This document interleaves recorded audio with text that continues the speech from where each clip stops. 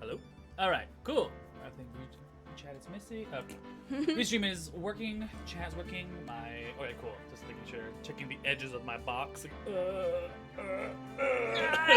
Alright, cool. Did you also make sure to keep the chat box to stay? Yeah. It's stuck at do not disappear for 30 seconds. Hello, everyone. Welcome to the Derek Player Squad channel. Hi, Paul. Hi, Paul. I know you're number one. My name's Rashi. I'm Joyce. And we're eating nuggies right now. Just before we start our next episode of Ace Attorney, Phoenix Wright, Trials and Tribulations, Bad Boy Stubs. I don't know where we left off, but we'll see. Usually they do a nice little wrap up of. We're going into court, aren't we? This is trial 2. I don't know. Yeah, this is trial 2, right? Yes. This is court 2. Recipe for talking about. 4-1. Oh wait, 4-1 trial. Yeah. That should be fine. Yeah, should be fine. I swear to God, if you didn't save. I'm 90% sure I saved. Good morning, Mr. Wright. Oh, good morning, Maggie. So, what do you think is gonna happen today, sir? Yesterday's session didn't go so well and ended on a giant mystery. That's true. Nearly finished the game. No, actually, this is episode 3. There are probably 2 more trials, or 1 more trial after this. So 1 more investigation and 1 more trial after Actually, this. no, it's just this. It's 2 trials. Is it only 2 trials for this one? I think so. I think I remember seeing that in the walkthrough. Okay, and then so then after that, it's going to be episode 4, and that's going to extend quite a length of time. Yeah. Because like in every Phoenix Wright game or every Ace Attorney game, the last episode connects on every single episode that you've done previously in some which way or form. So you get a lot of return characters sometimes, you get a lot of returning evidence, and a lot of plot. So hopefully, this one is probably, this is the last one of the Phoenix Wright series. So we might finish this trial today. maybe, yeah, and then we'll move on to episode 4. So let's see. Yeah, episode 4. I love that. Episode 4 is just a fucking Trials and Tribulations. The final trial is like much trials, much tribulationing. It's just like literally what happens in trial 4 in episode 4. So let's move on to this. And we still haven't solved a single part of it yet. Are you okay, Nick? Huh? Oh, yeah, of course. I saw that! A little flash of doubt in your eyes! No, that wasn't doubt. That was determination. Why don't I believe you? It's nearly time, Maggie. You better get going to the defendant's seat. Roger! Don't let me down, Mr. Wright! I'm counting on you! Hey, pal! Oh, hey, it's Gumshoe. Gumshoe! Hello, my dude. Hey, Detective Gumshoe. Quit stressing Maggie out. She doesn't need that. How do you know she was stressed? I was watching through the doorway. Oh. You look like you got lost. You look like you lost the case already. Show a bit of confidence, will ya, pal? I'm just asking if we need to prepare for the Joyce and KH marathon length of time. Well, no. Yeah, How much of the Ace Attorney are you looking to get through? We might take a small break while I sort out. Oh, this is what happens when you give our kitty. It was catnip. Just get all feisty and stuff. Anyway, sorry. We'll probably take a small break. I'll probably do another maybe short video on something else, but non-boy stub related, until I figure out how to rig the other games. Rig an emulator for the DS for Ace Attorney Apollo Justice, and then we'll go through that. Yeah, so the Ace Attorney series is quite extensive. Mm-hmm. But as far as the Phoenix Wright trilogy, this is the last game. You already look like you lost the case, pal. Show a bit of confidence, will ya? Here, maybe this'll help. Huh? Have you taken up aromatherapy too? Not in a million years, pal. Don't tell me you don't remember this thing. Huh. Come to think of it, it does look like one of those aromatherapy bottles. This is the small bottle that turned up in Fabien's kitchen a couple days ago. Wow! Look at all these little bottles! Oh, they're aromatherapy oils. It's got so many, they're overflowing to the floor. Hey! Wait a minute. There's one bottle that's different from all the others. Well, what do you know? No, and it doesn't have a label either. If FFR is not voice acted, will we get a Oh, it's bad definitely voice acted. Oh, it's definitely unfortunately. I say that because I've met the Aerith voice actress and the Barrett voice actress for Final Fantasy VII Remake. So I'm excited. Both fantastic, to see that. absolutely Human lovely beings. people. Yeah, absolutely fantastic. Absolutely human lovely beings. people. I'm kind of looking forward to see. Actually, the voice actress for Tifa is actually an actress, isn't she? She's an actress, yes. Yeah. So chances Well, I of mean, seeing actually, her will be all very- three of them are. Oh yeah, that's right. I forgot. Yeah, the actor for John is like he was going through like his list of He's also a Klingon. He in was a Star Trek, Klingon, which I thought yeah. was awesome. Anyway. Deep Space Nine. Deep Space Nine, that's true. And it doesn't smell. We finally got the analysis results back from the lab. So, what is it? Is it the poison? I'm afraid not, pal. It's medication. Medication? Yeah, for ears. Topical use only, apparently. So this is The fact that there's no label on the bottle itself is suspicious. not suspicious, but just terrible form. Like, you want to have that label on the bottle because God knows people leave their shit. But anyway. For ears, you mean? Yeah, it's the medication Glenn Eld was using for his ruptured eardrum. What's Glenn Eld's ear medicine doing in the kitchen? Small bottle refiled report. There we go. What about the unidentified fingerprints? Anything on that? Someone screwed up, so they only had time to analyze the contents of the bottle. That sucks. For another hour, they might have gotten something on the prints, but it's going to weaken its impact as a piece of evidence. Okay, pal, that's it. Make sure your defense is impregnable today, got it? Impregnable. Sorry. It was just a word that I thought was very dirty. Today's trial, I'm gonna expose that guy for what he's done. Or my name isn't Phoenix Wright. It's Zinni Hop. It's Zinni Hop.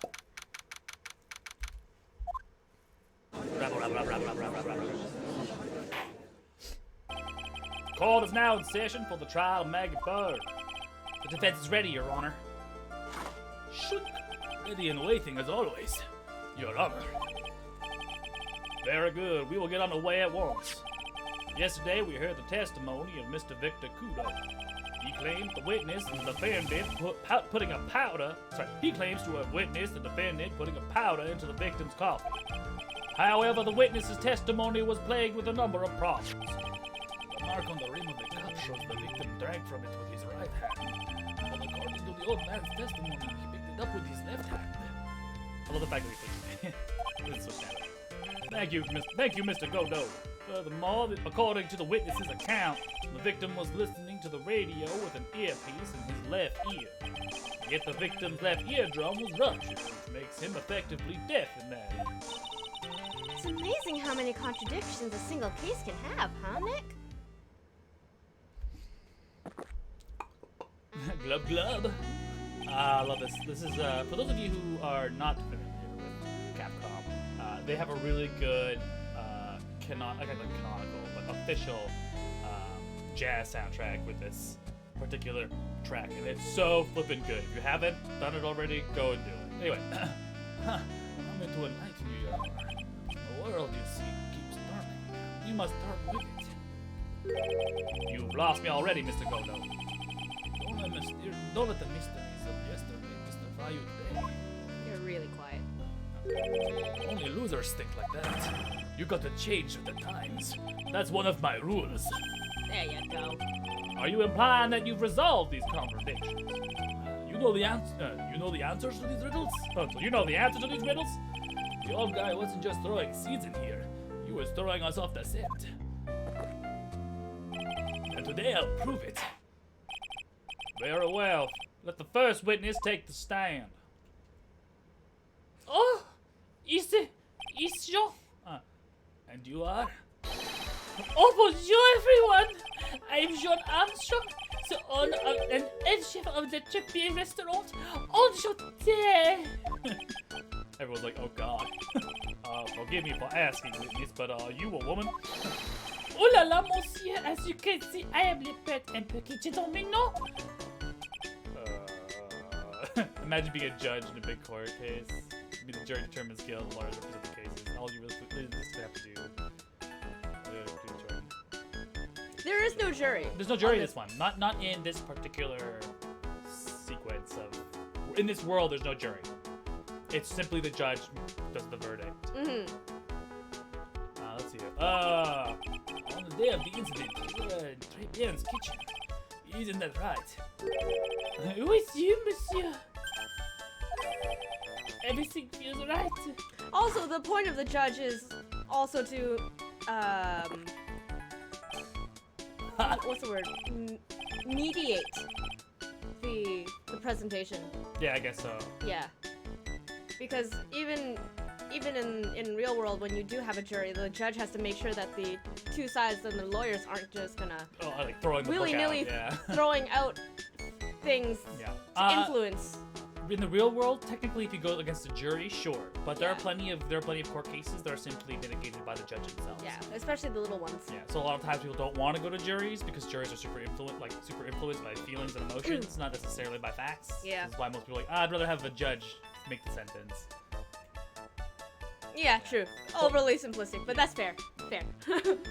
Fair. I think when I was looking into it, most don't reach courts because they're so lengthy and so time-consuming and so expensive. Most of the time, people just settle out of court. They're just like, I don't want to waste fucking $1 billion on lawyers. On fees. discoveries. Yeah, and just like all that jazz. Like, I have sufficient evidence. You have not as much. Let's come to a deal. Alicia would know. She would know. She's paralegal. Wow, he's totally unfazed. Doesn't anything intimidate this guy? Very well, your testimony, Mia please, does. witness. Please tell the court what happened that day at Tribulations. Oui, pour Dieu. I never remember how I voiced this guy. Yeah, that's pretty much it. When it all happened, there were just 2 customers in my restaurant. I remember I was experimenting with the new art decor that like having a large mirror between the tables, for example. Okay, so you have large mirrors in between. Oui, perhaps that is what the old man was looking at. Le couple, the épices, the glaces. He would have seen everything in reverse, no? Okay. Mirror? Oui, un grand mirror. Le most enormous mirror. Mirror. And suddenly the mystery disappears. Like I said, the world keeps turning, so roll with it.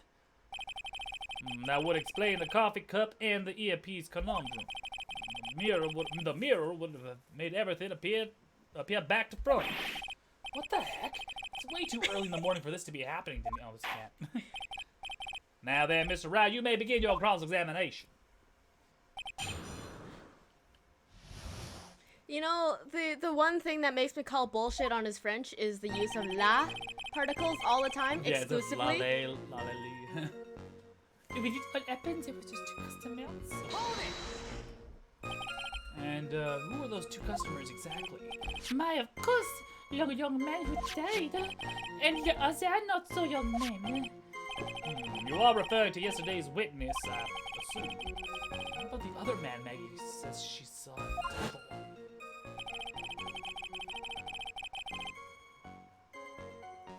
Yes. The judge's role at the end is to determine the sentencing. Yeah, unless it's The a jury, penalty, and yeah. the jury will be just like they do this. But the jury determines guilt or innocence. Something tells me Mr. Armstrong isn't planning to disclose his existence. We need some hard evidence first before we can bring him up, don't we? Well, I guess we'll just have to try a different approach for the time being.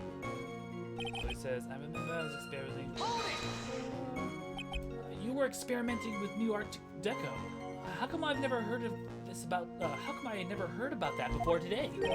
Oh, you're not familiar with the language of interior design, monsieur? Please stay on topic. Now, why didn't you tell the court about this before? But I did just a few moments ago. Hey, excuse me, Mr. Armstrong. This deco you mentioned, are you referring to some sort of deco chew? No, Art Deco. It's a style of design. You're He's talking about interior design. Walls, ceilings, carpets, that kind of thing. Ah, yes, of course. That deco. I was just trying to achieve a more affinity look for my restaurant. I was planning the most bold remodeling of le decor. Like having a large mirror between my tables. How big are the mirrors are we talking about here? Oh, something about 4 meters wide and we about 2 meters high. I see. Let's see. If 1 meter is about 1 yard. Holy glass in a frame, that's huge. I was intending to install it on the ceiling eventually. The ceiling? Was there a mirror on the ceiling? I don't remember. Mine, no! But I decided not to go with it in the end. What should I do? Should I ask him more about the mirror or not? Yeah, why not? I want. There's no penalty in pressing yet.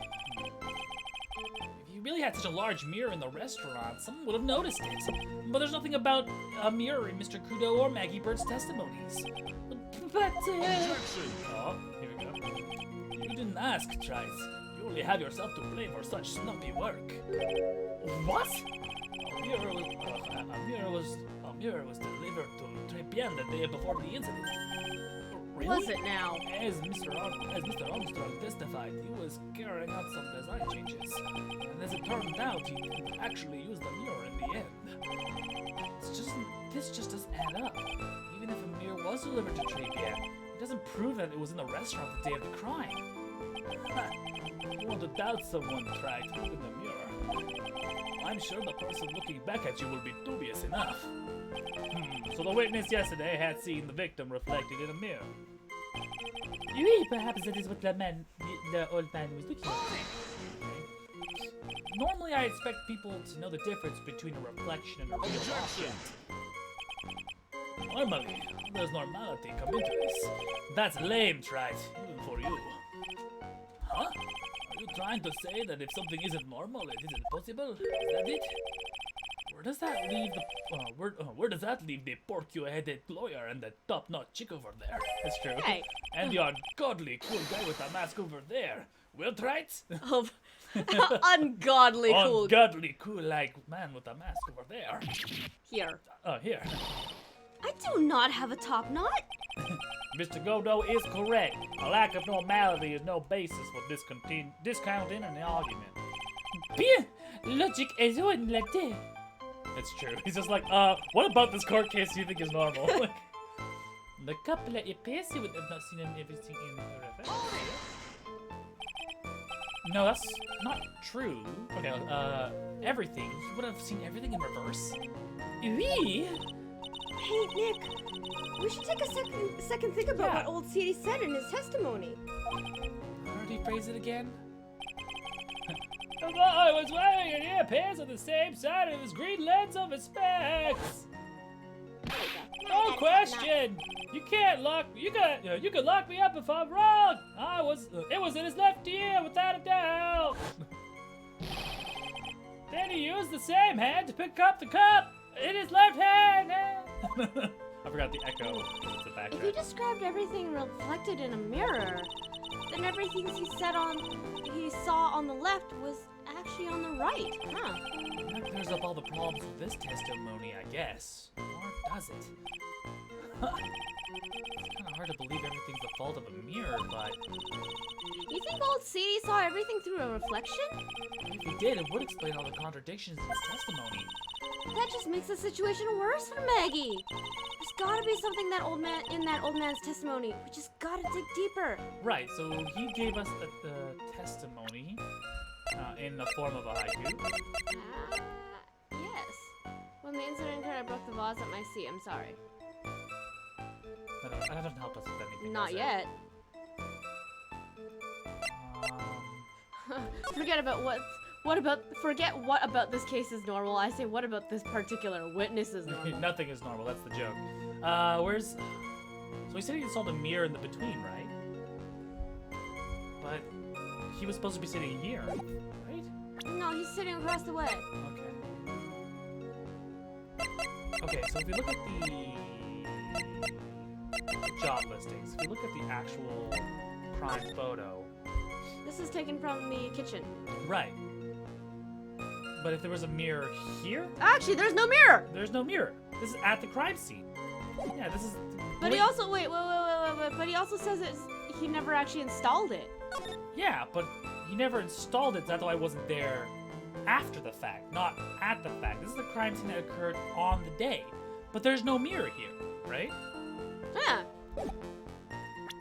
It all happened to customers. Experimenting hard note. Having a large mirror between the tables, for example. That was part of something I was looking at. Ah, yeah. So.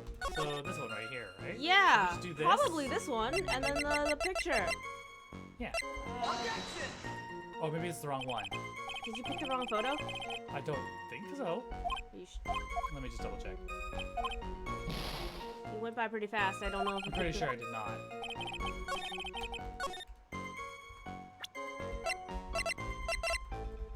This one here. Yeah, it's the crime photo. I presented this one. Did you? Yeah, I did. Pretty sure I did, because...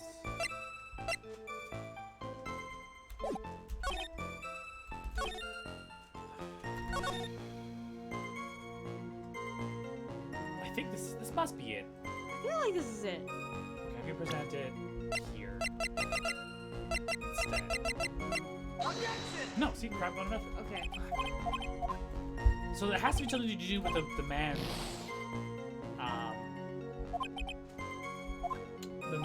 testimony. Everything would be reversed. But it's applied with additional testimony saying that he had dropped the date. Well, I mean, let's press the rest of it. I did everything. You did? Yeah, I pressed everything on the way here. Let's see here. Normally I'd expect people to know the difference between a frustrating object and then there's this discord between like what the fuck is what the hell is normal in this freaking place. Yeah, okay. And then I went over to here, the earpiece in reverse. Maybe I missed this one. Everything he said he would see in reverse. Yeah, see, we should take a second to think about what the old CD said in his testimony. How did he phrase it again? Yeah. He's on the same side of his ear.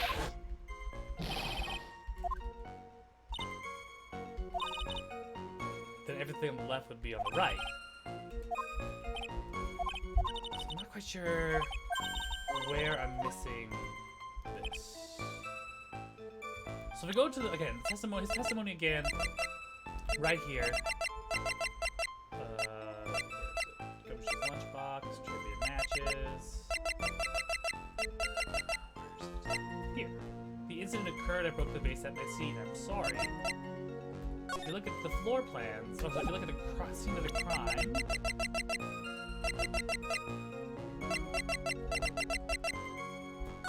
see it from the kitchen. There's no broken vase. But he wasn't sitting there. He was sitting across the way.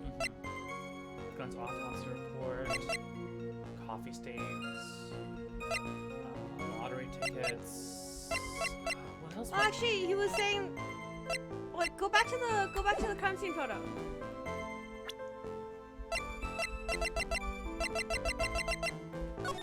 Yeah. And there's no mirror. So everything would be on the left and his right. Can't even see his face. Yeah, I can't even see his face in this one.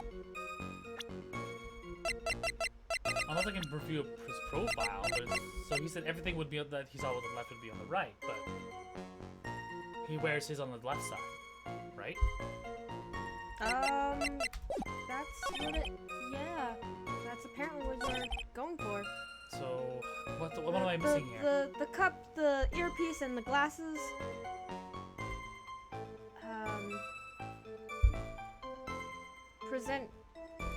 Present Glenn's profile against the cup, the earpiece, the glasses. Ah, okay, so that's what I was missing. We needed evidence that he always wore it on this one side, right? Yes. Yeah. The coffee cup, the earpiece, and the HMT. Let's think back over Mr. Kudo's testimony for a second, shall we?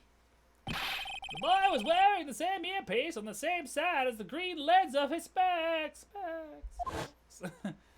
No question, you can lock me up if I'm wrong. If it was his left ear, without a doubt.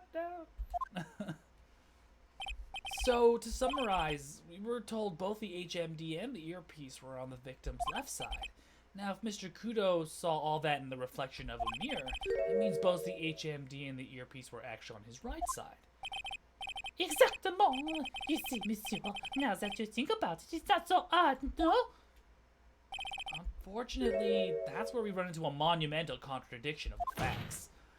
If Mr. Kudo really did see everything in a mirror, why is it that the HMD is now on the wrong side of his head? Order! Mr. Wright is correct. If the witness genuinely observed the victims reflected in a mirror, we would expect to have the victim's eyepiece to have been over his right eye. How bitter. That's right, you should have a taste of this bitterness. It'll calm you down in no time. Are we talking about your coffee or something completely different? You'll understand the way the witness thinks. How he thinks. You remember this, I presume. I broke the vase sorry apology. You mean Mr. Kudo's sworn testimony? Exactly. The old man has one very grievous habit other than throwing seeds. The more of an impression something makes, the more muddled his mind becomes. And what's the most striking thing about Mr. Elg? Clearly, it's the victim's eyepiece. And that's my point. The old man strikes again. Mr. Elg's HMD made a big impression on the old man. Oh, good lord. I saw the earpiece and those newfangled specs he was wearing. Oh yes, they were both on his left ear. Do you hear? His left ear. Huh. Well tried. That's the worst but best impression of Kudo ever. I should have done a better impression. Whoops! Wow, I really thought he was old Seedy there for a minute. That was good. I should have. Whoopsies. Enough! I must agree with yesterday's witness as irresponsibly rash in much of his testimony.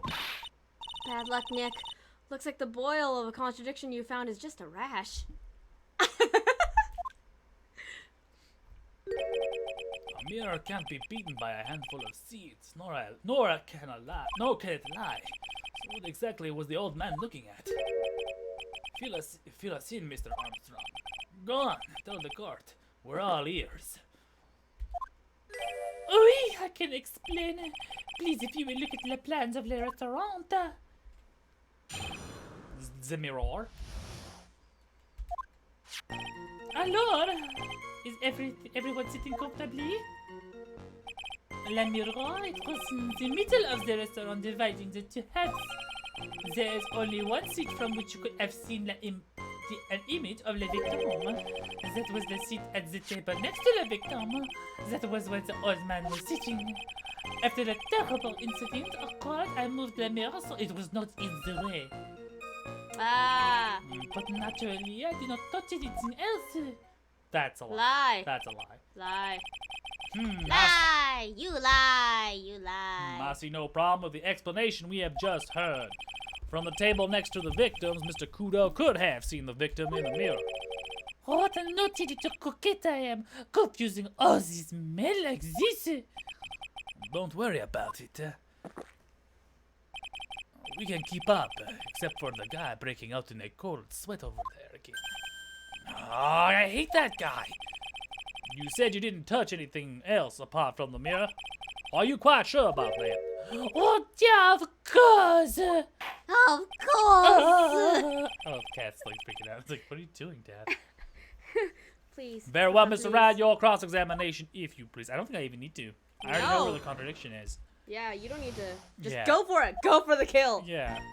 It was in the middle of the restaurant. There was we could see the victim. It was in the seat at the table next to the victim. That was where the old man was sitting after the terrible incident and moved it away. So that's not really that important.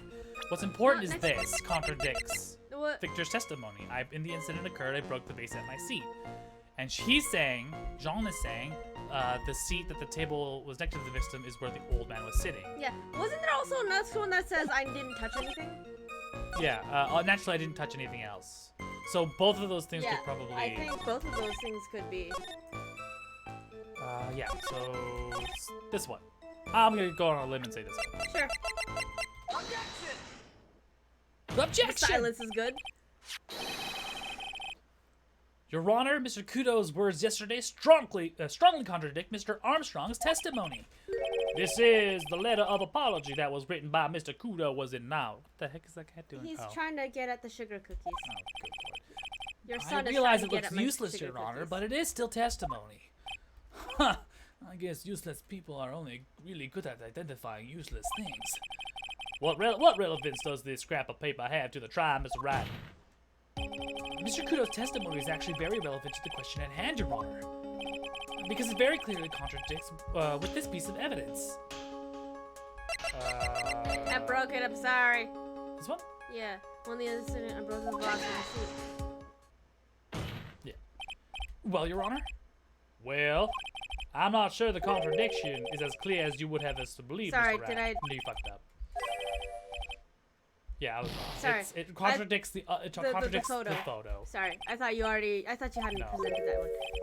I clearly was not paying attention. Thanks, Joyce. You're ruining me one step at a time here. Once they go to the victim, where the old man was sitting from. So this again, and it contradicts the Hum was more considered why the restaurant divider was a mirror. Why let your patrons spy on other patrons on the other end of the restaurant? I smell something illegal. Oh no, he's still hella illegal. He likes to swipe stuff from his worker, from his clientele. He's a Petty thief. Petty thief slash, what's the word I'm looking for? Someone who like incessantly tries to steal stuff. Kleptomaniac. There we go. He's a kleptomaniac. He likes to steal stuff. Decaf coffee, thank God. So I'm just gonna speed through this really quick. It contradicts this piece of evidence that I have here, which is the crime. This piece of evidence contradicts. This piece of evidence contradicts with the testimony we've heard, Your Honor. The crime photo. Yes, this photo clearly shows something that theoretically should not exist. What on earth do you mean by that, Mr. Wright? Should not exist. Sounds like you're describing yourself, right? Oh, Jesus Christ, savage. Ow! That was uncalled for. Now then, if the defense would please clarify its statement. What is the something that should not exist? It's this. The balls. The balls here. The wine cup. It's Meekins in the corner now. Meekins. Look at this photograph. There's one thing that was clearly demonstrated by yesterday's testimony. Mr. Kudo broke the vase that was on his table where he was sitting. And yet, the court can see there's an unbroken vase on the table next to the victim. Why? Because Mr. Kudo was not, in fact, sitting at the table next to the victim at all. Objection! Don't be an idiot, right? That's impossible. That seat's the only one Kudo could have seen the victim's reflection from. Exactly. There's only one conclusion we can draw from this contradiction. There was no mirror in Tribulations that day. Your testimony, Mr. Armstrong, is an elaborate lie. Mon Dieu! Objection! Don't try to confuse the court, right? Obviously the witness cleaned up the vase, while the police were taking their time getting to the crime scene. Unfortunately, Mr. Kudo, that doesn't quite work for me. Mr. Armstrong already testified to the contrary. In his own words, I did not touch anything else except the mirror. Ugh. Ugh. Glug, glug, glug, glug, glug. Well, witness, what do you have to say for yourself? Stephen? I was right. There was no mirror in the restaurant that day. In light of this revelation, we return back to the original problem. Why did the victim have an earpiece in the ear in which he could not hear? Huh. You only get one shot in life. There's no turning back. If you want to claim that the mirror wasn't there, Trent, then this problem is all yours.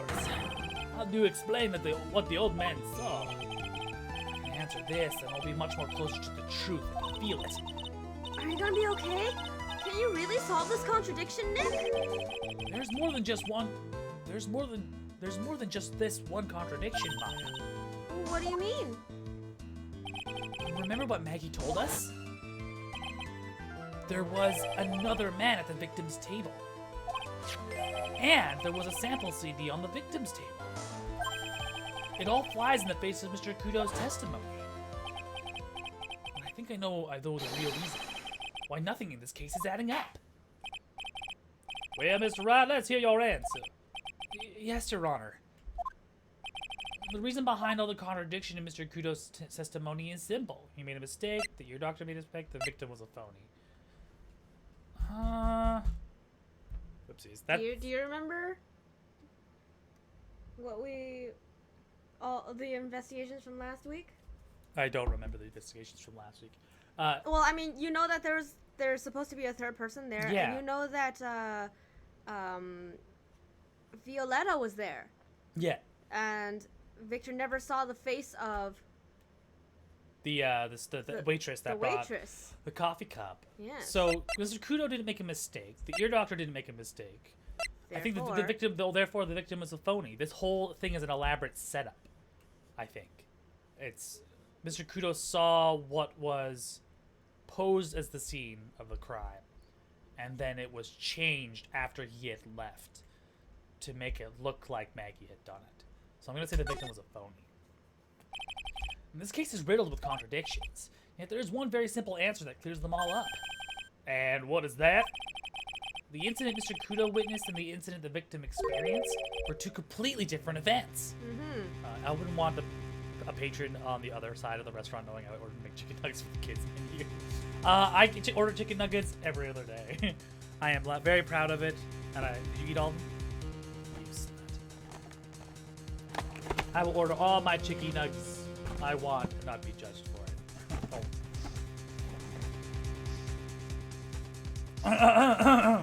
Hello, Aggressive Sock. GZA, hello, welcome to the chat. Welcome to the stream. Feel free to say hello in the chat room so I know that you're there and I can say hi to you. Yeah. So. I'm gonna eat this really quick. So what happened is that the real Glenn Elg was murdered, and then. Well, what it seems like is that a real Glenn Elg was murdered and a fake scene was set up. And then it was staged again, purposely, for Victor. That's a cat. That was our cat. That's a cattail. For Victor to see. Yeah, for Victor to see. So that way they had some kind of alibi. Chicken nugs, the nectar of the gods. Yeah, chicken nugs are the food of the gods. That sweet pink, what's it called? Pink goo? Yeah, pink goo of the gods. Slime? Pink slime? Yeah. My cat's cute. Sorry, I can't sidetrack. What? Yes, the victim that Mr. Kudo saw wasn't Mr. Glenn Elg at all. It was an imposter, a phony pretending to be Mr. Elg. Actually, that is right. Yeah, that's right. Obviously, unlike the victim, there was nothing wrong with the imposter's left eardrum. And that's how he ended up wearing an earpiece in his left ear by mistake.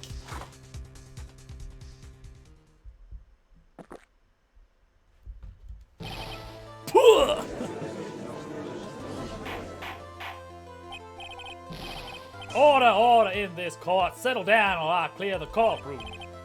Quiet, Cramps. Why don't you clear out here, huh? What did you just say? Oh God, I got super Contempt of court. I got super sassy shit. That's right. Are you saying that Mr. Kudo was set up? Yes. Someone pretended to be Glenn Elg and acted up the whole coffee pot.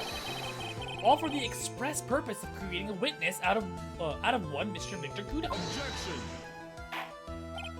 Get real, right? Why would anyone want to do that? Isn't it obvious? The thing Mr. Kudo was most insistent about in his testimony was... The servant girl brought him a Java Cheeto, but he put something in it. That's the servant girl right there in the defendant's chair. I remember her well.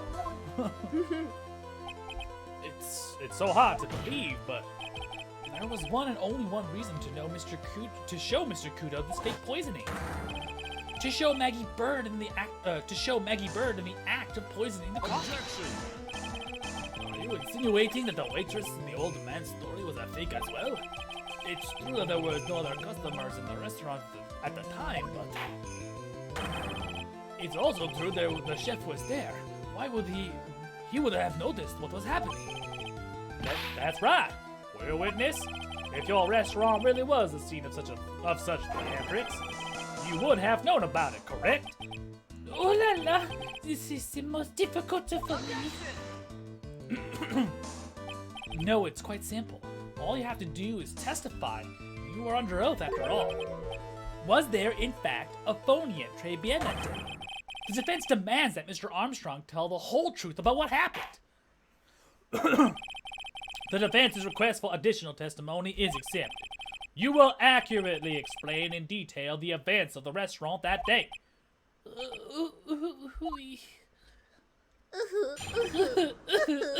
Away, away. The victim, Monsieur Elger, he came to my restaurant alone. I remember the old man arrived not long after him. There were no other customers. And then, when he got the word he had won the lottery, mon Elger became very excited. It was approximately 5 minutes later that the poisoning incident occurred. No, there was no time for a phone to do acting. Just so we're clear, there are no mirrors in the restaurant after all. Je vous demande pardon. Forgive me, Your Honor. I lied because I wanted this mess to be cleared up quickly. Yeah, that never helps. That's no. What you have just done is commit perjury, Mr. Armstrong. I will decide how to punish you later. Oui. Yeah. For now, we will hear your cross-examination, Mr. Wright, if you will please. Huh? He took that perjury charge a bit too well.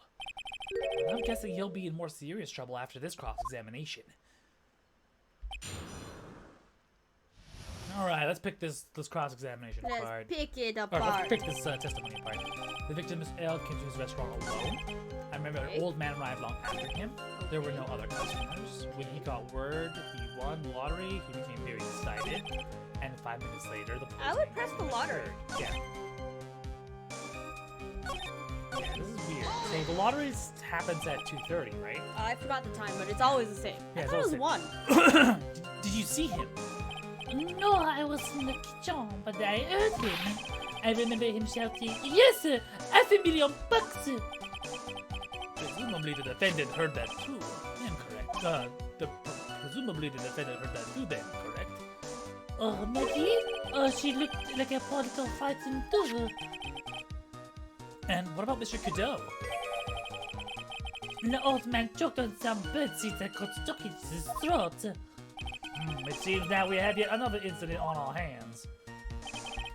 5 minutes later, the poisoning incident occurred, so... I'd press it. That's good.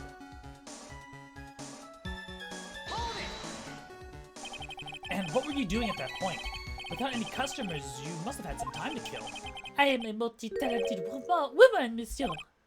Sorry, what do you mean?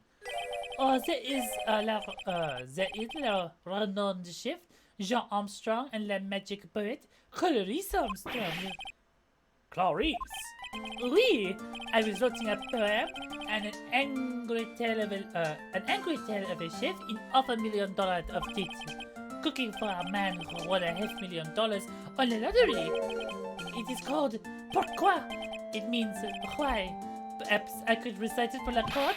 Please don't. Please don't. Please don't. There's no time to do phony acting. Press it. Actually, no, let me just double check right now. I can probably do it. So let's see here. We know that the victim, the lottery is announced at 11:30. 1:30. Oh, sorry, at 1:30 p.m. Right? Yes. So at 1:30 p.m., he won the lottery. He announced that he had won his lottery, and then died 5 minutes later. His autopsy showed that his time of death was, in fact, between 1:30 and 2:30 p.m. And the police report. Do we have a police report? No, you get the autopsy. That's it. Yeah. Okay.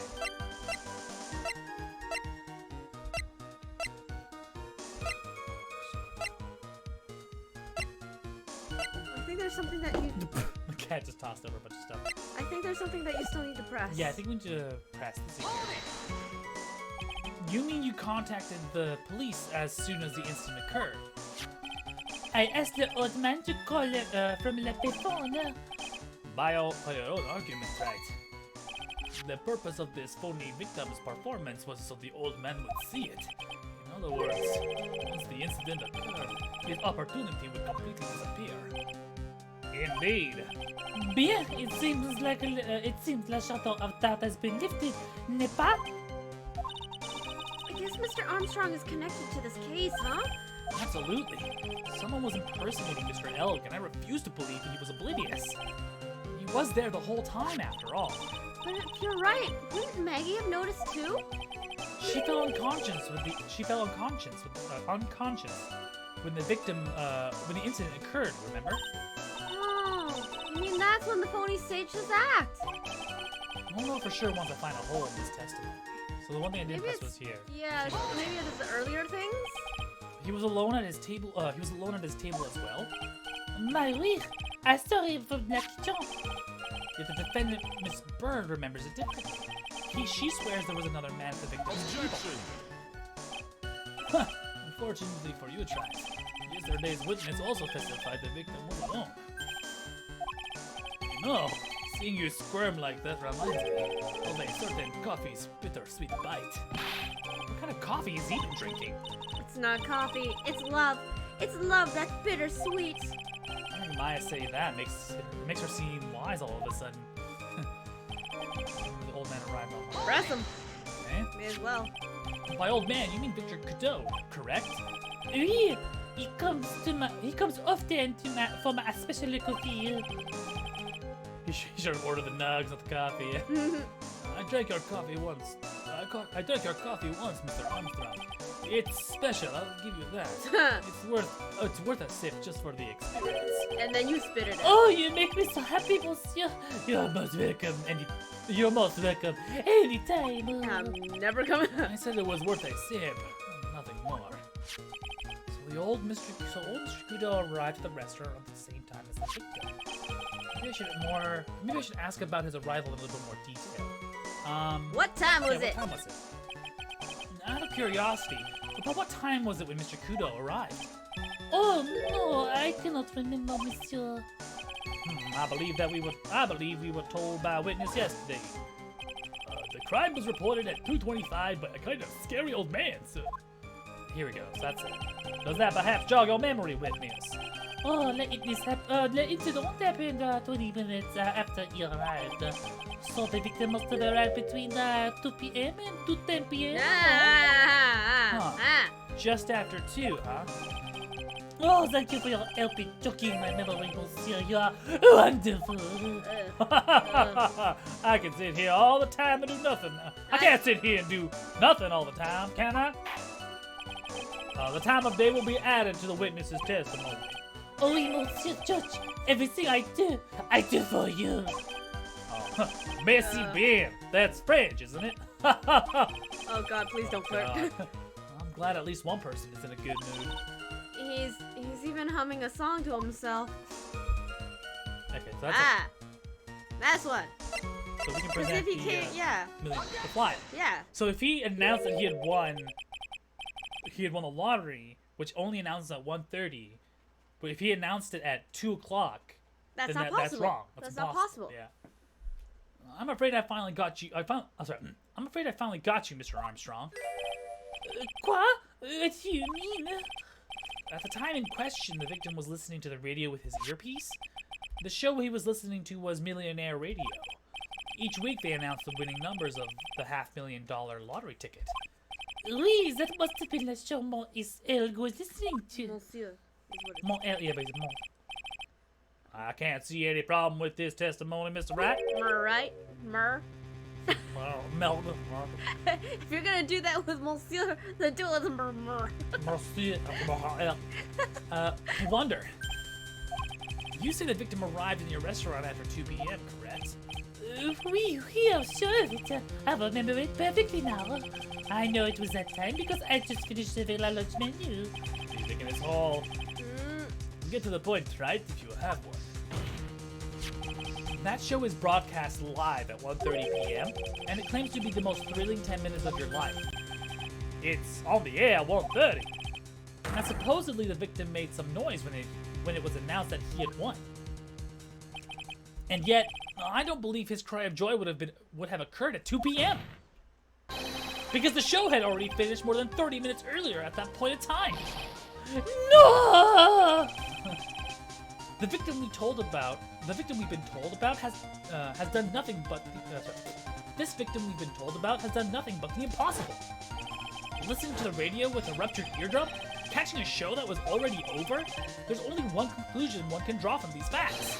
The victim was an imposter, acting out the poisoning 30 minutes after the real murder. Oh, hello, Road XLX. I think this dub is okay. Maybe I should change it. It should be from bad voice dubs to okay to bad voice dubs. Like it's slowly getting up. It's just there. okay voice dubs. It's just sub tepid voice work. But hello, Road XLX. What happened to Road XL1V? Let us know in the chat. But it's nice to see you. Welcome to the channel. Oh, and random cat in the Oh, background. and my random blue cats in the back. That's George, by the way. Hello, Georgie. Georgie, you want to say hi? Georgie? Georgie? Okay, George is just like creeping around the back there. George! Georgie! He's back! I'm out of here! I'm out of here! I'm out of here! Let's continue. Yes, there were 2 Glen Elgs at Tribulations that day. The real Glen Elg, now dead, having been poisoned by the real killer, and the phony Glen Elg, acting out the events for Mr. Kudo to witness. It certainly seems that way. I mean, if that wasn't the case, how could you explain the time discrepancy? Objection! Quite the performance, right? You were almost on a roll. But sadly, you lack the rock-hard foundation of rhythm to build your song. The rock hard. The rhythm of the beat. What is this, Music Theory 101? Let's recap. According to your imaginative theory, it's now just after 2 p.m. The phony elk is performing a play for the benefit of Mr. Kudo. How do you explain then where the real Glen Elg is? I don't believe I have to spell this out for the court. However, at that time the real Glen Elg was already dead. That's certainly an obvious conclusion. Objection! Objection. Thank you, Trice. That's exactly what I was hoping you'd say. What? Now I presume you can prove this theory of yours. Can you explain where the missing corpse went to? The missing corpse? According to the old man's testimony, there was only one other customer there. If that customer was the phony Glen Elg, then where did the killer hide the body of the real victim? Narg! Narg! The prosecution has a valid point, Mr. Wright. If your theory is to stand up to examination by the court, you must provide us with proof by answering the prosecution's question. Where did the killer hide the body? Yes, Your Honor. No conjecture, right? Let's hear some facts for once. Show the court a piece of evidence that proves that the body was hidden. Evidence? What's with the intense pressure in here all of a sudden? I thought I had him with that contradiction. He was in the kitchen. But he's turned it all around and backed me into a corner instead. Well, Mr. Wright, the court will now hear the defense's theory and evidence. First, where was the body of Mr. Glen Elg, the real Mr. Glen Elg, concealed inside JBN? Because he was in the kitchen. It would have been too dangerous to take the body outside. Obviously, the body must have been hidden somewhere inside Tribulations. Interesting. But where could a body have been hidden inside a restaurant? Perhaps you would care to show the court on these plans, Mr. Wright? Yes, Your Honor. The exact location where the body was concealed inside Tribulations is in the kitchen. Take that! The body is hidden here. I see. Nice supposition. But the real question is, can you back it up? I can. Where's the evidence that proves the body was hidden in that location? The small bottle. Take that! Which belonged to Elg. It's his medicine. Mr. Armstrong, do you recognize this bottle? No, I have never seen that ugly bottle before in my life. I only use the best bottles, monsieur. The highest quality only for me. Where was this bottle found, Mr. Wright? Interesting enough, Your Honor, it was found inside the kitchen of Tribulations. Eh? Quoi? But I only ever use this bottle for my aromatherapy oils. But this bottle doesn't contain aromatherapy oil, Mr. Armstrong. No, it contains a medication. What kind of medication? I'm sure everyone remembers, don't they? That Mr. Elg visited an otolaryngology. Okay, hold on. That Mr. Elg visited an laryngological. Just say ENT. ENT. Ear, nose, throat clinic. ENT. That's okay. Oto is ear. Otolaryngological. Otolaryngological clinic, and was given the medication that day. That's so fucking hard. My God. Rashi plays his attorney. Tribulations. Slightly okay, boy stubs. Otolaryngologist. Otolaryngologist. Or otolaryngological.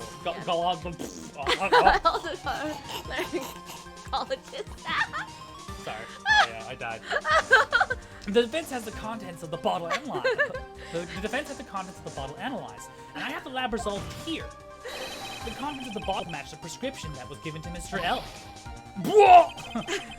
Mr. Elg's murderer hit the body in the restaurant kitchen, at which time this bottle fell out of the victim's pocket. Mr. Armstrong, when the incident occurred, didn't you say you were in the kitchen? Mon Dieu! Yes, you know what I'm about to say. It was you who hit the victim's body. You did a fine job pretending to defend my client, Maggie Bird. You were setting her up to take the fall behind the poor girl's back. No! Ora! This is an extraordinary development. Witness, did you murder Mr. Glenn? Never! I could not do such an horrible thing. Oh. No! Ah! Oh. Okay. Mr. Godot! The bitterness. Every time I get lied to, I always down a mug of coffee. That's one of my rules. Do you have the slightest idea of how many cups you just had by now? Then I like to do the same person who lied to me. I'd like to take them down with my empty cup. Listen up, chef. How about a brand of new flavor in your ear, my H-deficient friend? I like how he was chugging that thing while yelling. I know, right? He's saying no as he's chugging. And somehow drinking at the same time. J'ai vu ton important. Please, you must help me out. It is a trap. Listen to me. Por favor. Por favor. He's a French. Yo habla español, Mr. Armstrong, and por favor is Spanish. Even the judge called him out for speaking in Spanish. That's pretty good. I'm only going to ask once. Did you do it? No, absolutely no. I brought this upon myself. I brought this upon myself. Let's hear it. I gave the children You've catnip. got one shot, right, Grumps? Oopsies. Leave my boy alone. I was trying to save him from my boy. Oh, okay. I brought this upon myself. The court will permit you the chance to make one final statement. Oh yeah, Spanish. You did get. It's por favor is Spanish, and it's por. I can't remember what the French. Do you remember the French version of that? Please? For please, if you would. I know por favor is like please if you would. And in French it's See, it's a funny story. I live in Canada, and technically we have to learn French, and I don't remember how to say please. That was like 15 years ago. Yeah, it's like it is pour something, but like pourquoi is like why. I don't remember. Porque is also Spanish. Porque, yeah, porque, no, pourquoi is French. Yeah, Porque. I was gonna say porque. Pourquoi? Witness, the court will permit you the chance to make one final statement. If you lie under oath again, Mr. Godot's coffee cup awaits, as does my gavel. Oui, it's clear. What do they always say in the movies? I've got a bad feeling about this. Very well, begin your final testimony, Mr. Armstrong. Oh, here you go. S'il vous plaît. S'il vous plaît. That's you. what please. It is true. It's laboratory in the kitchen. A man forced me to do it. I had no choice. I had to go along with him because there was a reason I could not refuse. But I did not kill him, I swear. You must believe me. He didn't kill him. He's just, he's an accomplice, but he... You were forced? By who? I could not say or I will be erased. Let's try a different question then. When Mr. Elg died, was he really the only person at this table? There was... There was another man. I knew it! Maggie was telling the truth. You may cross-examine the witness now, Mr. Wright. There's just one more thing I need to do. I gotta break this guy and get him to tell us the name of the real killer. So I'm assuming the reason that he did it, we can show him. And he will break. So it says, it's true, I hit the body in the kitchen. A man forced me to do it. I had no choice. What man? Who was he? No, I cannot say. I fear for my life. He's really scared. You'll just have to put the put the words in his mouth, Nick. Yeah, you're right. If he won't tell me, I'll tell him. But why would you go along with this man? I had to go along with him because it was a reason I could not refuse. Can I press? Let's just press everything first. Yeah, might be something to press. Yeah. And what reason would that be, Mr. Armstrong? You know, monsieur. Yes. Soon you cannot expect a young maiden to talk about such an embarrassment. A maiden? You're a bit old to get away with that. And a bit too male. You can't finish the cross-examination without establishing his reason. Soldiers have to prove it with evidence. So there you go. So we can present his $500,000 loan debt. I don't know how that happens, but apparently, well, loan sharks, obviously. Anyway, you have a $500,000 debt, don't with, you? With interest, probably. Yeah, $500,000. Is this true, Mr. Armstrong? Oui, je suis désolé. I was weak and I borrowed the money. This is Mr. Armstrong's Achilles heel. And that's why you couldn't refuse anything asked of you by this man. Meekins! No, it's, Zinny hop! Zin Ehop, Furio El Tigre. Probably was yeah, he runs an aromatherapy shop. He runs a very gaudy French restaurant with terrible food. Just absolutely terrible food. Like, aromatherapy is not cheap. Essential oils are expensive, man. I would know. I went through a phase. I spent far too much money on those things. A $500,000 loan from a black market loan shark. You had no way of paying it back, did you? That's why you were forced to do anything this man told you. Oui, it is as you say. Mr. Armstrong? Latiga. He told me he was going to use my restaurant for a business rendezvous. Oh, on the day in question, he was meeting la victim who demanded that he repay his loan. I don't know why it happened like that. I just did what he told me to do. I had no choice.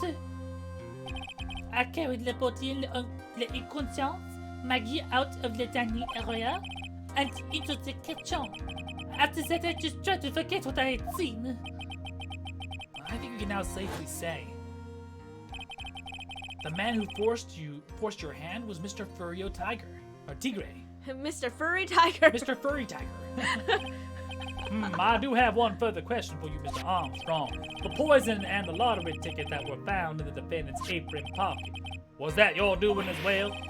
No, I knew nothing about that. Making it look like it was Maggie who had done it. I was not, it is despicable. Mr. Godot, you will summon this Furio Tigre as a witness. I doubt that can be arranged today, so we will adjourn for now.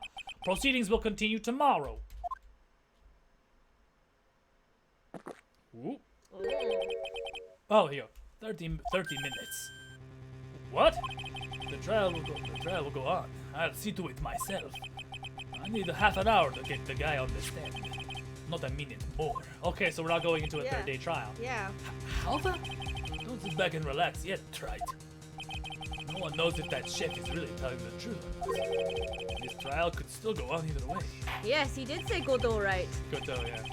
You do Everyone not- says Godot, but I said Godot a lot when I first played it, and then I read into the lore of like why his name is Godot. It's because it's a reference to a play called Waiting for Godot, which is Also kinda fun. Spanish name. It's also Spanish. Farewell, your request is granted, Mr. Godot. We will resume once Mr. Tigre is ready to take the stand. Until then, court is adjourned for a 30-minute recess. Mr. Godot. I'm pretty sure it's a Spanish name. Is it Spanish? Is this a Spanish play? Maybe? Oh, cool. So this trial technically, and we go straight to trial 3. Hey, neat.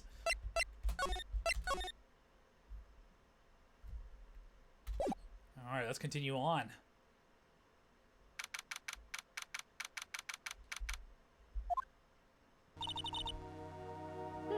So we're finally gonna see the tiger on the stand. We've almost got this case won now, Nick. I wish I could agree. Huh? When I cross-examined Mr. Armstrong just now, he said he was just doing what the tiger told him to do. But Godot picked on it, Godot picked up on it, remember? He pointed out that without proof, we don't know if what he testified is the truth. You mean you think Mr. Armstrong is lying? I don't know, but if that's the line the prosecution takes, we could be in trouble. I get the feeling we don't have the case-making evidence we're going to need. Hey, pal! Good old Gumshoe. Ah. Detective Gumshoe! What are you so jumping about, Detective? Your hair's standing on end. Hey! That's the pot calling the kettle black, little Miss Topknot! Hey, it's not a top knot. Never mind about the hair, just calm down, alright? I can't stand still when I don't have a job to do. I kind of get all wound up. Bah! No kidding. You gotta have something you need me to do, pal. Anything. Well, Hey, I'm gonna take a jog back down to the precinct. I could get some prints analyzed for you if you got an hour. An hour? The trial will have reconvened by then. Sorry, but Nick, we still don't have a really decisive piece of evidence, right? True. Without some kind of trump card to pull out of the bag, we're really stuck. Foot massage. You said you could get some fingerprints analysis done in an hour? You bet! In that case, would you mind checking the prints on this for me? The bottle. The bottle. We didn't get the Yeah. prints out. Take that! Oh! God, you're Going so back to aggressive, the station Phoenix. anyway, could you find out whose prints are on this? Oh, hey! That's the real small bottle I gave to you this morning, right? Yeah, I think it's time we solve the last mystery of who the prints on it belong to. Sure thing, pal. Actually, that's been gnawing at me too. Small bottle given to Detective Gumshoe. I take that back. It's totally not a Spanish name. Okay, I'll get this off to the lab right away. Just make sure you don't lose the case before I get back. Oh, Gumshoe. This is pretty much the final showdown, I guess. It's time to separate the phonies from the real guys. Here we go, back into court. Back into Oh god, there's so fr- many voices. Can you give me some water? Yes. Okay. 'Cause I'm gonna have to do Furio's voice. Oh yeah. I gotta do Furio, Goto, the judge, and Phoenix. Phoenix, Goto, Judge, Furio. All those voices, and my throat is really like already seizing up right now. Apparently, this is one of the most player-heavy cases. A lot of testimonies. The previous one had like 6 testimonies. That was god awful. Ugh. So hello everyone, welcome to the stream. This is Dairy Player Squad channel. No, they're not. Just put it in the wall. It's 5 people who play video games. So if you like a little bit of variety in your life, feel free to follow us. Hit us with a follow. Honestly, I'm impressed if he can manage to bring him all. Yeah, well, I think he kind of like knew about it. Most prosecutors here tend to not reveal all the information if they don't have to. And chances he's a hardened criminal. I think he's like a mafia enforcer, so it's not his first time going to trial. Oh, thanks for the follow, buddy. Furio? Yeah, Furio, which is why he's not like too big on. He's not like too concerned to go to the stand. He's just like, I've lied before, whatever. I mean, if you watch this first part of this episode, he literally lied about being a lawyer and threw the case, like initially. He's the fake Phoenix Wright that threw the case and got Maggie into death row essentially initially. So he is not impartial to lying. Chug it. It's hot water. I'm not gonna chug it. Give me my cranberries. If it was cold water, I'd chug it, but it's hot, so it helped loosen up. It tells me to loosen up my vocal cords. I want to be a prosecutor. The court will now reconvene. Mr. Godot, did you find this Mr. Furio Tigre? Oh, I even tamed him for you. It was a 3-cup job, no problem. Tamed him? The guy's name may be Furio Tigre, but come on. He's pretty lively. Be careful, he still bites. Very well, please show us show Mr. Tigre to the stand. Oh, good lord. It's got like the bad fucking like Orange spray tan. Witness, Yo! Don't hide under the table, Maya. Unless there's room for me down there too. What'd you say to me? Nothing. I didn't say nothing. Honest. Who could have guessed that fear? Okay. Guess who would have guessed that fear? Guess Who could have guessed? the fear? The fear would induce a bad Brooklyn accent in the judge. So he technically has a Brooklyn accent, but I'm throwing in a very like British thug accent. Let me know if Cockney? yeah, I guess Cockney. Yeah. I got business to take care of. You hear me? Technically, he should be. I got business to take care of. You hear me? But the next sounds like. But it sounds a lot like Gumshoe. So who the hell called me in here? So who the hell called me into this hole? Was it you, Spikey? No, of course not. It was the judge. Yeah, the judge is hiding. Leaves. Your Honor? Oh dear, I seem to have dropped my pen. Where on earth is it?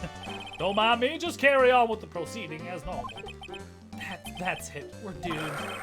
Maybe you I didn't like how hear you me. hear the I roll. said, who the hell was it that called me in here? I mean, is that just a serious tan? God, I hope not. One would hope. There's no need to shout. We can all hear you. What you say? There's no point in struggling. You're caught in a snare. The relentless snare of the law. And I'm the one that hauled you in.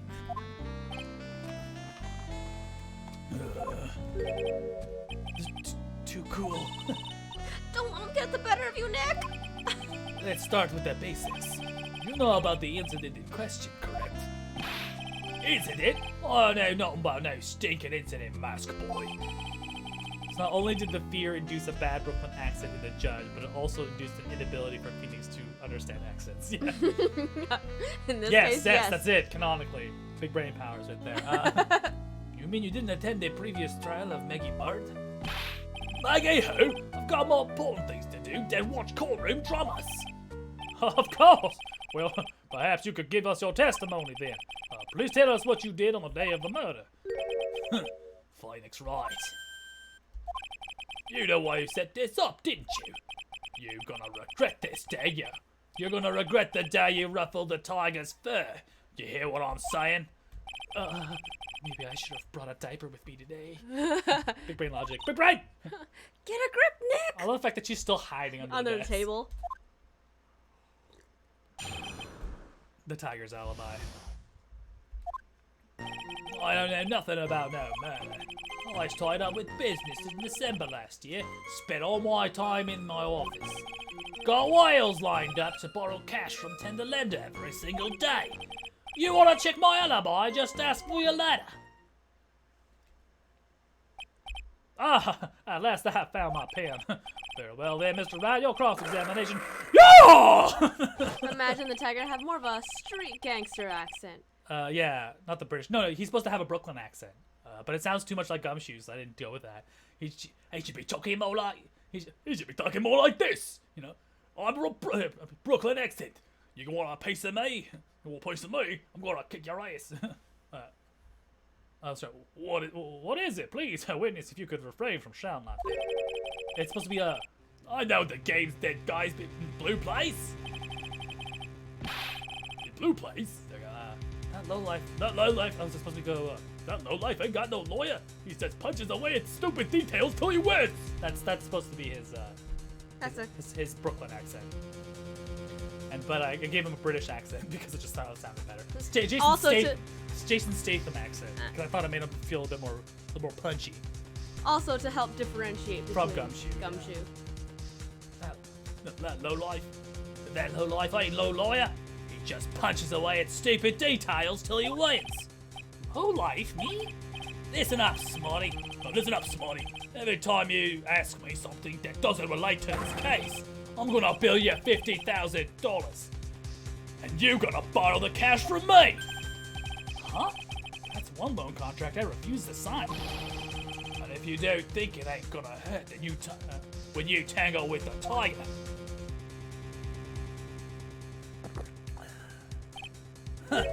Another good spectator sport. Just a minute. That's really enough. This witness is, how can I put it, a hungry tiger roaming the urban jungle. Get on his bad side and he'll bite everyone's head off. Yours too. Very well, I have no choice but to impose a penalty system here. You better be listening. Why, I said I got business to take care of. Big business. If I don't split now, I ain't gonna catch my bus. Yeah, he is the street gangster Brooklyn accent. But I like the fact that the Gumshoe has it. It makes him kind of nice. I don't want to mix Gumshoe up with this riffraff. Riffraff. Street rat. The court will impose a penalty for any irrelevant pressing of the witness's testimony. Keep that in mind as you begin your cross-examination, Mr. Rat. Okay, so you can't just press everything. You can do it, Nick. Come out from under there already, would you, Maya? No. No. Yikes. Yikes, Yeah, right. very yikes. Much yikes, so wow. I don't know anything about no murder.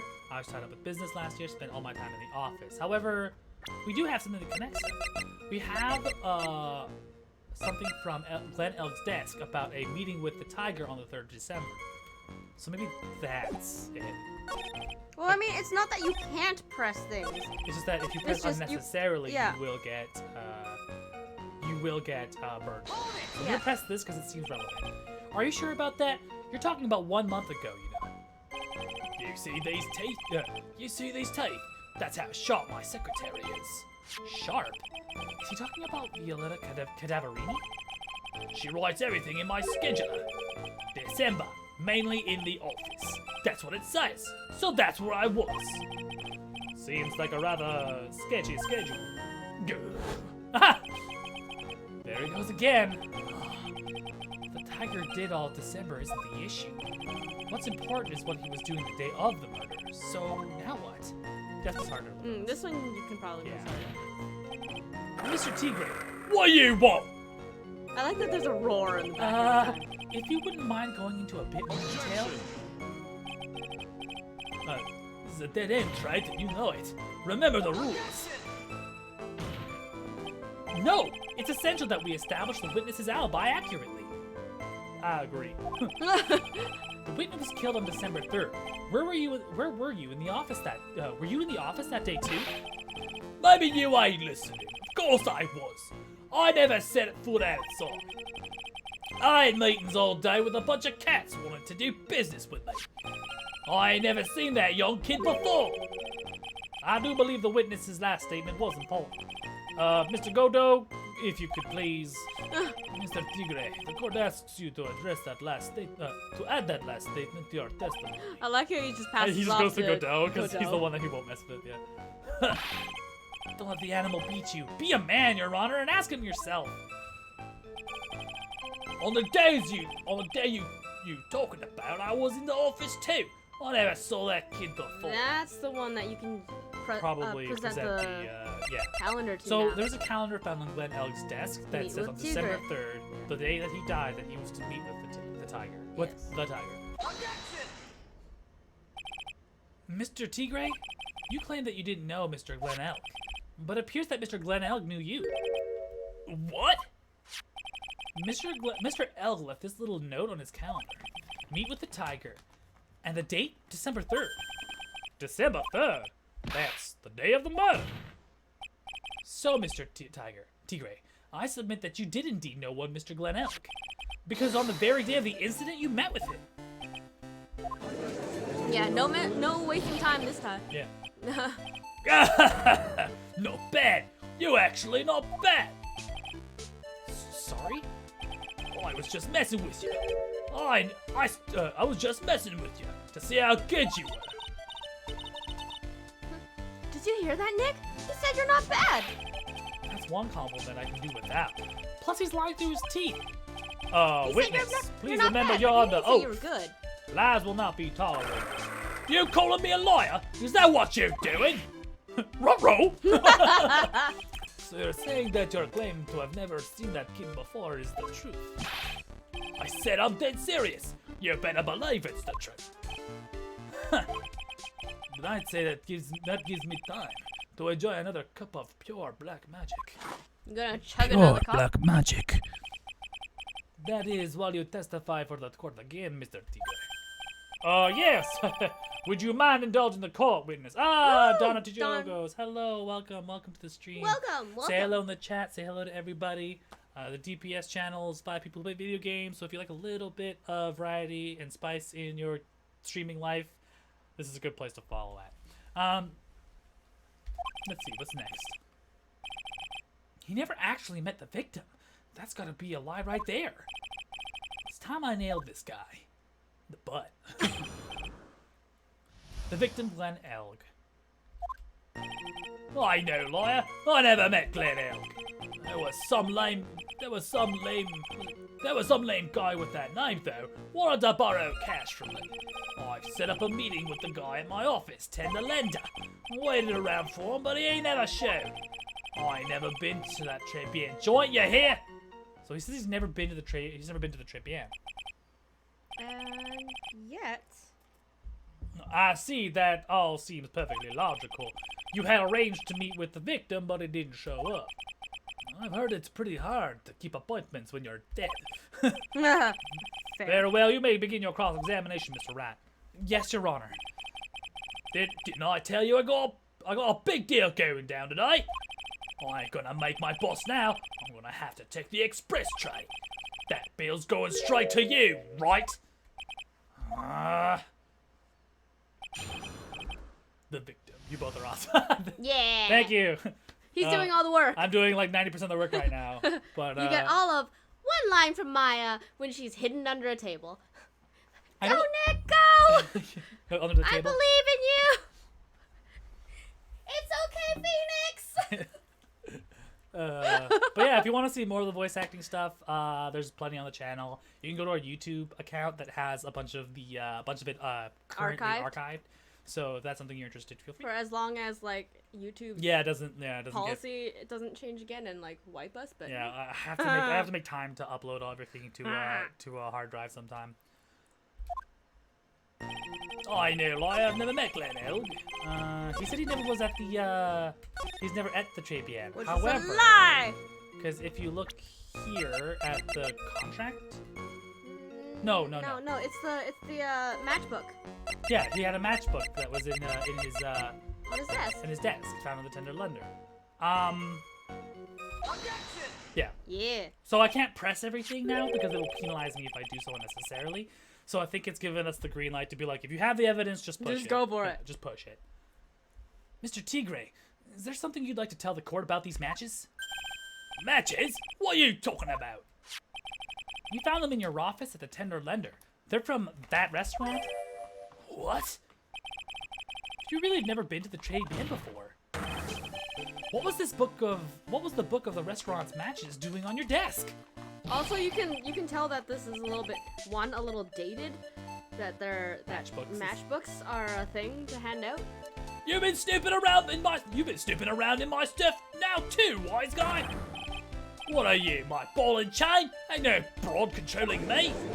Also, you know what? It could be a regional thing. I mean, in Japan, technically, Because- smoking places are still allowed. Yeah, so it could be a regional thing because smoking is still a thing. So yeah, you could easily advertise with matches. This came out in the 90s or early 2000s, do you remember? 2000s. 2000s. So that's when they were just starting to crack down on smoking. But even now, even though you're cracking down on smoking is such a huge cultural thing. Yeah. Order! Well, witness, I think it's time you started telling us the truth, don't you? Yeah! Sorry, terribly sorry, forgive me. I know, pussycat. I don't go back on what I said. But okay, I was at the joint that day. What? But listen, good alright. I might have been there, but I still never met that kid. Well. How the turntables. It looks like an order just came in from for another testimony. I'm this close to proving it was him. He did meet Glen Elk that day. And he did put poison in his coffee. He must have.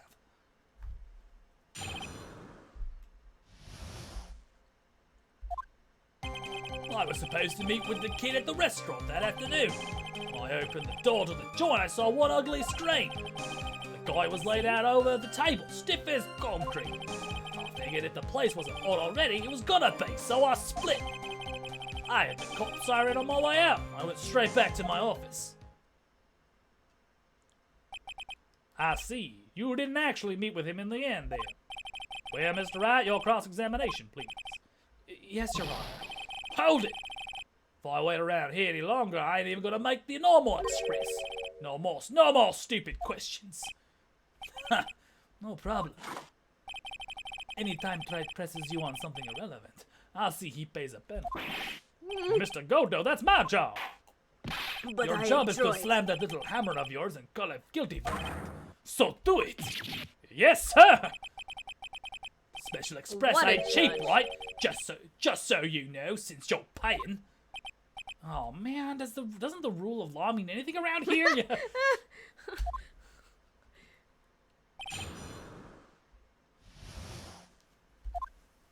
I was supposed to meet with the kid at the restaurant that afternoon. Okay. So that's weird. He says afternoon.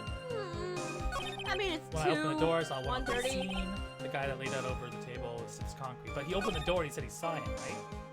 But if you look at the Travian floor plans, there's a screen. Yeah, you wouldn't be able to see it. Yeah.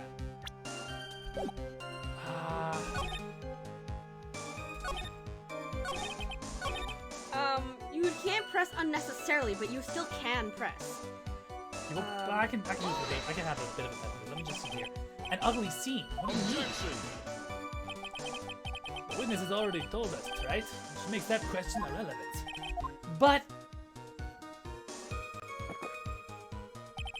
I limited myself to 17 cups of coffee during a trial. That's the rule. You better limit the number of times you take a penalty, right? Oh, fucking hit me with a penalty. Or your guts will look like the inside of a chimney. Ashen. Don't make me burn you again, Mr. Wright. Oof. Okay, yeah, there's absolutely zero wiggle room.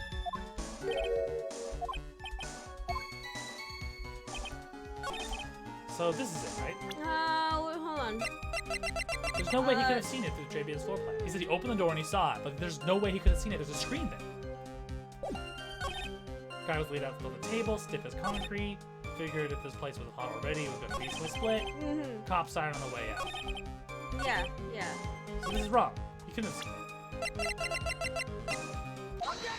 He couldn't have seen it. There's a screen there. You're something of a loan collecting pro, aren't you, Mr. Tigre? No one escapes the tiger's clutches. Well, I'm something of a lie detecting pro. And no one escapes the phoenix's clutches. I think it's time we got something straight. What's this, right? A new line of irrelevant questioning? These are the floor plans of the crime scene. You say you were standing at the entrance, Mr. Tigre? But from there, your field of vision would have covered an area something like this. Indeed, the witness would have a clear view of the victim's seat. Isn't that what I just said? I saw the back of the kid's head. Yes, Nick. Unfortunately for you, that's not possible. If the court would think that, you'll remember that in between each of the tables. Give him that Give him bird. the burn. It's a tall partition. Wow, that's true. Now look at the plans again. The truth is painfully obvious. From the entrance, the field of vision of any customer walking in ends here. So from the entrance of the trade bien, you couldn't have seen the victim's seat. But you did see the victim that day because you met with him. Wrong. Wrong. Have you forgotten the old man's testimony yesterday? The victim was alone at his table.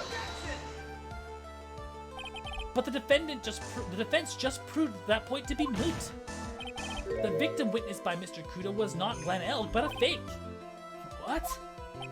In order to have Mr. Kudo falsely testify, the real killer posed as the victim the real killer posed as the victim he had just killed and acted out a charade. A charade. Charade. That will do. This trial's gone on long enough without the obvious question being answered. Who exactly was this real killer who impersonated the victim? Aha. You say the killer murdered Glenn Elg, and then he impersonated the victim in a performance for Mr. Victor Kudo. In that case, Mr. Wright, reveal the identity of the criminal to the court. It's Meekins! It's John Armstrong! No, it would be him. Yeah. Yeah, he acted it himself. Because he has such terrible eyesight, he wouldn't have noticed, right? What with the hat and the eyepiece, right? And obviously, the killer is Furio Tigre. No one else could have done it. What? Well, witness? That's cute. You think you can pin this on the tiger? Maybe you don't understand. The tiger is the king of the jungle. So I dare you to say it again. Come on, you've got the guts. You can't threaten me, Mr. Tigre. It's the defense. Go ahead and tell the witness, Mr. Rat. He's gone. Mr. Rat! Sounds to me it must be you, old man. You got guts, I'll give you that. Mr. Rat, please don't leave me to handle this alone. Perhaps I can end this embarrassment. Mr. Gumbo, No. No. Let's just go back over Mr. Gumbo's testimony one more time. That would be the line. Tiger's not king of the jungle. That'd be the line. Actually, no. Lion's king of the savannah. The tiger's king of the jungle. Fair. No, actually, I could be wrong. I think that usually goes to the lion, yeah. But you know what? Whatever. Let's go back over to the Mr. Kudo's testimony one more time. The old man didn't just see the victim. No. Let's have a girl bottom of Java Cheeto, but she put something in it. There's no question about it.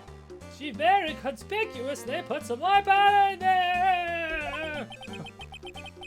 Was the victim he saw the real victim or not? That doesn't matter. The fact remains, he saw the accused put the poison into the coffee. Yes, it was the waitress who poisoned the coffee.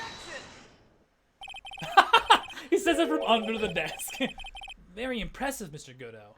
Waiting for my absence to launch your attack. Huh. Found your pen at last, right? It was in my pocket. Is that just a pen in your pocket, or are you happy to see me? Is that a pen in your pocket, or are you just very horny?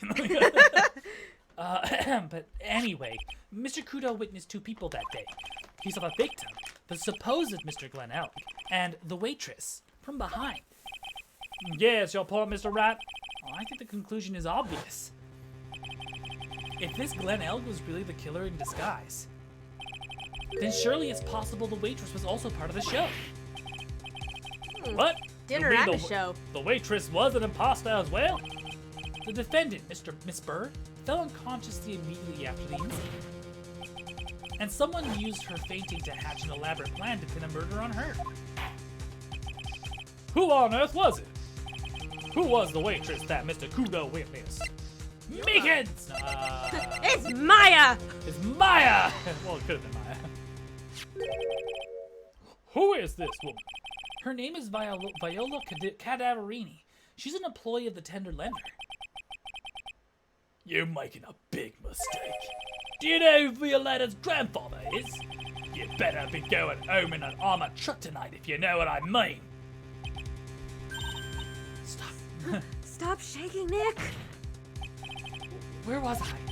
Yeah, the defendant, Miss Bird, has stated the following.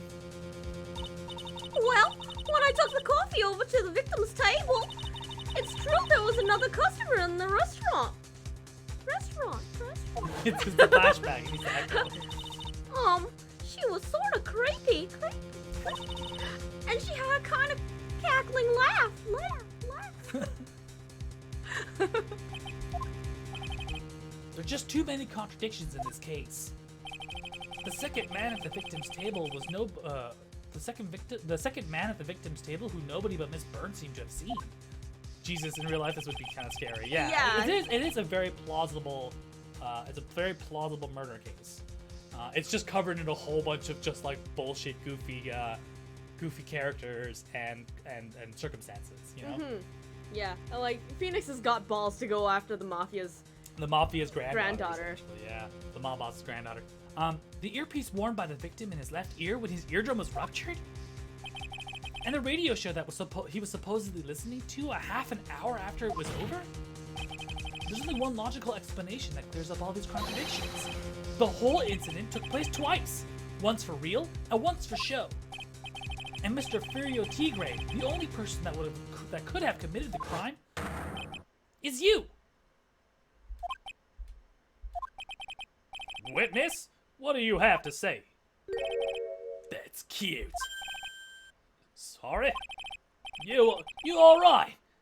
I could do with a guy like you around. What do you mean? Okay, I'm in on this game. I'm gonna have to charter a jet to get me to my meeting now, but I'm gonna give you one more thing to think about before I get. Something to think about? You got all wrapped up nice, huh, right? But you missed out on one real important thing. But that can't be.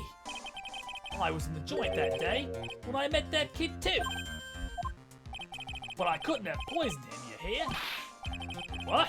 Do you really expect us to believe you now, Mr. Tigre? Huh. What a troublemaker. Troublemaker?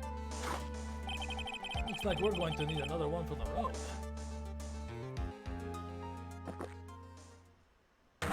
One more steaming cup of hot testimony.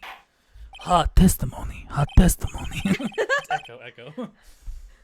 Indeed, witness, you will explain yourself to the court. I will give you one more chance to testify. What happened that day at Tribune between yourself and the victim? Ties to the victim. All right, Tigre. Yeah, I loaned out cash, but $100,000. That day he was due to have a little chat. That kid had hit his payback date, see? So anyway, he tells me he's got no way to pay up. I'm about to flatten the guy when he starts screaming. Yeah, what? $500,000? You got lucky, you know, real lucky. If that waitress hadn't done what she'd done, everything would have been over. Now, I see the principal amount you loaned Mr. Elg was $50,000. Yeah, well, you got the vig to take into account. Interest builds up fast, you know. That's faster than fast. $100,000 is twice his principal. And the repayment deadline was December 3rd on the day of the incident in question. Yeah, he was one lucky kid. He got that $500,000 just in time. So I ain't have no reason to kill the kid. And if I ain't got no motive, you ain't got no case. His motive? Huh. You would have to have one, but what was it? So his motive actually is it ties into Glenn Elg's occupation. Glenn Elg is actually a brilliant genius programmer, and he made something called MC Bomber, which is a virus that is currently ripping through all of the police department's information and destroying a bunch of data. It's worth literal millions in actuality. Yeah, I loaned the guy about $1,000. That day he was due, blah, blah, blah. Anyway, he tells me he was going to pay up. But to flatten the guy, he starts screaming. Yeah, I won $500,000. Got real lucky. The waitress hadn't done anything. Everything would have been okay. I want to press the last one. The waitress? You mean the girl with the glasses? And the girl with the glasses? Trying to speak into the Brooklyn accent again. The girl with the glasses in the defendant's chair. Who else could I make? If she hadn't gotten the way, things would have been bada bing, bada boom, and I was done with it. If it wasn't for that, for those pesky kids. Maybe I should push him on this a little more. You wanna ask how things would have been? We already know what Maggie did. What do you mean things would have been over and done with? Are you all there or what? Are you all there or what? I'm talking about the cash. I was there to get my $100,000 back. That's all. I'm a businessman. It was all coming together before that waitress got in the way. As far as I can tell from the witness's testimony, other than recouping his loan, Mr. Tigre could have no motive for killing the victim. Witness, you will amend your testimony to reflect what you just said. Tiger's motive, huh? I was after the $1,000. I had no other reason to get there. And then, yeah, so you were saying MC Bomber. MC Bomber or the sports baby? That doesn't tell you anything. No, yeah. But The CD is the one that actually says it's a virus, a very important, billions of dollars, yeah. Millions. $1 million worth of programming. Millions, plural. 100,000 is nothing. So you just intend to get back the $100,000 from Mr. L, the $100,000 Mr. L owed you, correct? I loaned the guy the cash, so that's my right. Unfortunately for Mr. Elg, I don't believe the $100,000 is what you were really after. Objection! Objection. What are you getting at, Trent? What else could a moneylender be after other than money? In the butt. Hello, Edgy Jake. Hello. Objection in the butt. Oh, the moneylender was after money, but money in a totally different league. The kind of money that a single disc like this would fetch. What is that? A computer virus, Your Honor. A virus called MC Bomber. A computer virus? What does one of those do? A computer virus is a program that wreaks havoc on the insides of a computer. A computer? What does one of those do? I guess the beard isn't the only part of his honor that is from the Stone Age. I'll explain it to you later, Your Honor. Right now, this is the important point. A virus like MC Bomber could have been worth several $1 million on the black market. Several $1 million! Lending money with no hope of ever seeing repayment could normally be bad for business. But in this case, the very fact that Glenn Elk had no way to repay the money is crucial. What? Glenn Elk was a programmer, a highly skilled programmer. That skill was the collateral Mr. Elk put up in order to borrow the money. Objection! You're trying to suggest the witness's motive was to get a hold of that program? Exactly!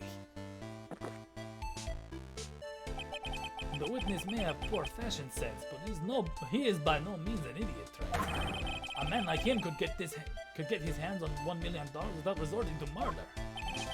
Of course he could, provided that he had the time. But what if he needed the money right then? When the pressure's on, the luxury of choice tends to disappear. It seems you have a logical conclusion for this theory, Mr. Rat. Would you care to share it with us? Oh, Why it's his own did debt. It's his own debt. Yeah. Why did Mr. Tigre need the money to the tune of $1 million? Do we have it? Keep looking. I think we figured it out, didn't we? I don't know. Yeah, Violetta's, yeah. Violetta's medical papers. So, Violetta is the granddaughter of a very prominent mafia boss who happened to get a car accident involving Furio Tigre. So, she underwent a serious cranial surgery that wouldn't usually be marked up to $1 million, but as repayment for injuring her, they basically fined him $1 million to fix it. So he is currently due 1 year late 1 year late on that $1 million.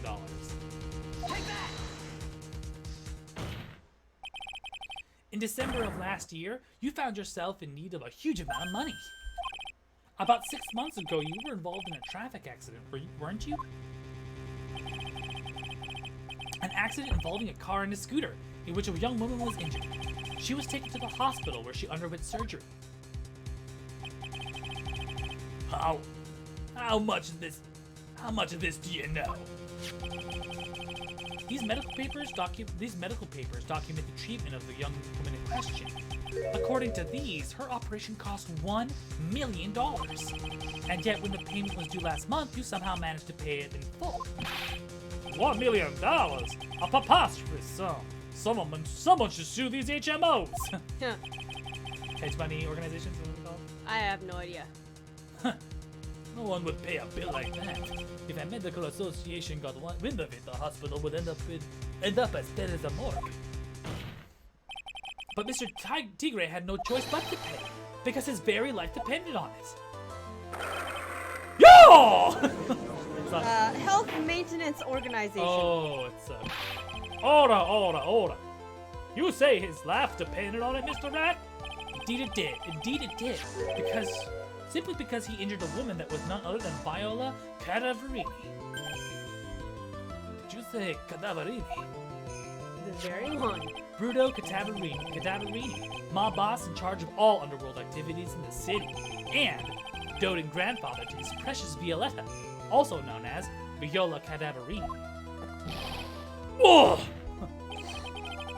Your life was in danger unless you paid compensation to the boss, correct? It makes sense. You were desperate to acquire $1 million.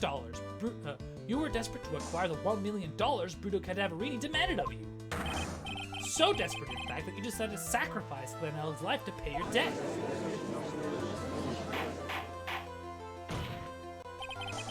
On the day of the murder, Mr. Tigre's sole intention was to get his hands on the CD. Glenelg had no way of paying back the $100,000, and Mr. Tigre knew it. But then a miracle happened. The kind that Mr. Tigre would prefer to never have happened, but he can't, and neither can I. A lottery. Exactly. At the 11th hour, Mr. Elg won $500,000 on the lottery, which left Mr. Tigre with no way of getting his hands on an all-important CD. At least, no legitimate way. And so he put in some cyanide in that cup. So he resorted to illegitimate means. That's crazy. He murdered Glenelg and then made his next move to frame Maggie Bird for the crime. Mr. Tigre posed as Glenelg, while Viola Cadaverini played the role of Miss Bird. And then they reenacted the whole thing in order to establish a witness. The witness being the one we all heard testify yesterday, Mr. Victor Kudo. Objection!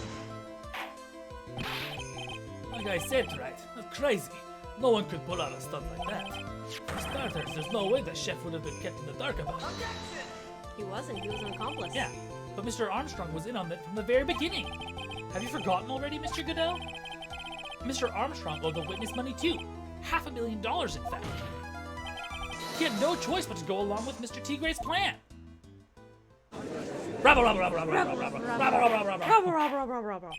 Order! Silence or I will clear the court. Yeah!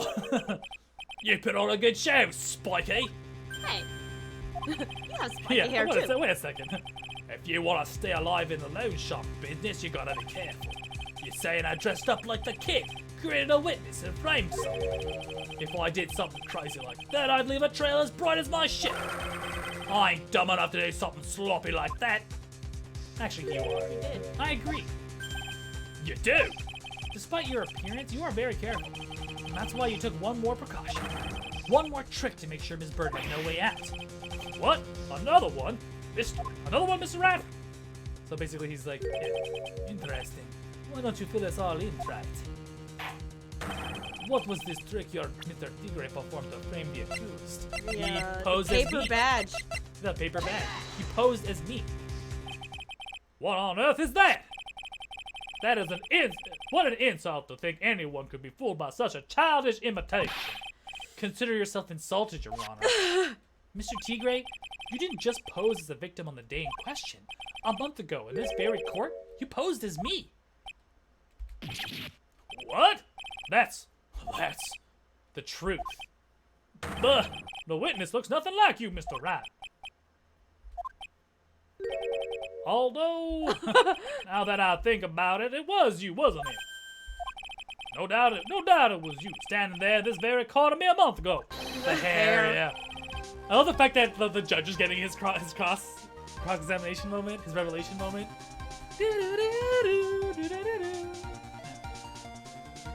The Phoenix Rat who put up the most disreputable, shabby defense I had ever seen. Yo! I know that's an Alliance roar, but if you know what that roar is from, I appreciate you. Can you prove that, Gramps? Prove the attorney who represented the accused here a month ago was this man? Are you prepared to take that stand and testify that it was him? Go. Hey. Oh. Hey. Forget about it. Forget about it, yeah. Oh, he's gotten real shy all of a sudden. It's not the same scream you used to imitate Von Karma. Oh, yeah, I think it is, isn't it? I think yes, it is. But it's also a reference to something else. Yeah, it's a different reference. I wouldn't do something like that. Not me. You made a mistake, right? I want someone else, huh? Why is he so afraid? Because they find him as because not only is he for murder, but also posing as a lawyer. True. Have you no pride, sir? Of course not.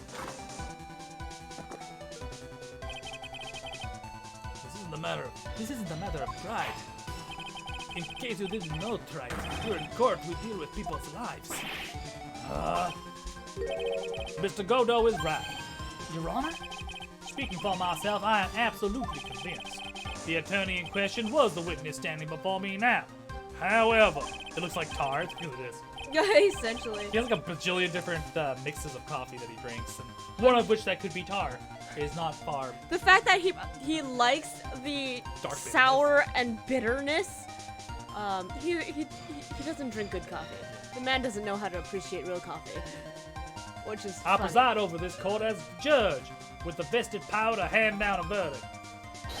Someone in my position cannot be swayed by a memory without evidence to support it. No! Keep black sour sauce. If the defense has no further evidence, this court will now excuse the witness. But the circumstances surrounding Mr. Tigre are dubious for sure, but not conclusive. But we've come so far. So even like the judge, knowing and confirming that he thinks that that person is the person that was in the courtroom, cannot weigh on it without some evidence. So he's saying that I can't do that, right? Which sucks, because now he's just missing the witness and potential murder and the very most likely murderer. You say he impersonated Glen L. You say he impersonated you. I don't know if that adds up to a murder charge. Sure, impersonation is not murder. You don't have a shred of evidence that the witness poisoned the victim's coffee. Narg! Narg!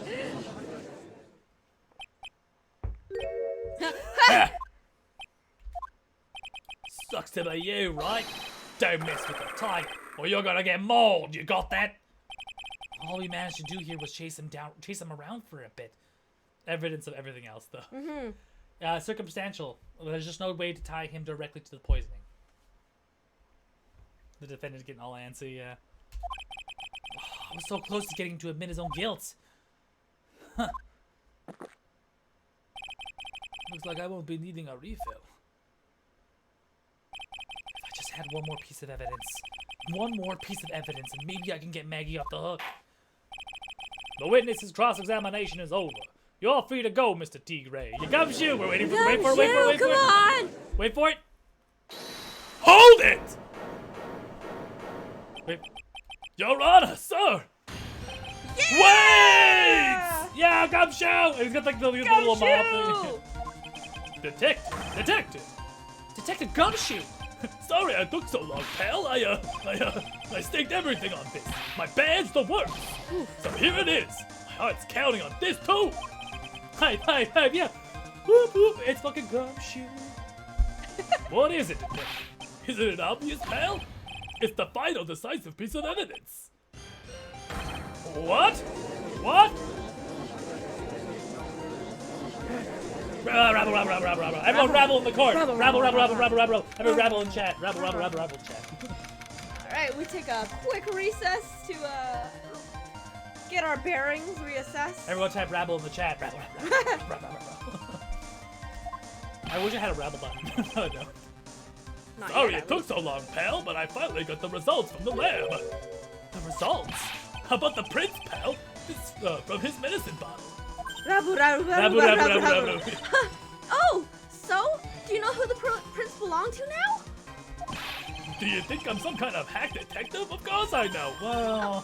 So tell us. So the tiger's right? I knew it. No, they're violas. You bet! Oh, clear as crystal, all over the bottle. The Furio Tigre's paw prints, all right? That's great. We've got him now, Nick. What's wrong with you? You hardly said a word since Gumshoe got here. He's laid everything on the line for this, Nick. I know. Look, I'm sorry. This is kind of hard to say, but it really doesn't make any difference whose prints are on the bottle now. Huh? What? Why not? What we need to produce at this stage in the trial is irrefutable evidence the tiger put poison in Glenelg's coffee. He's already admitted that he met the victim. The fact that his prints are on this bottle, that really doesn't make any difference to me. I knew it. Oh. Great. No matter how hard I try, I'm never any use. Oh, hey, don't be so hard on yourself. This was our last chance to help Maggie, and I've been working on some useless piece of evidence the whole time. It's all right. I'm a real loser. It's not breaking news to me, pal. Oh. Detective Gumshoe? Maggie, you've been working on something for me?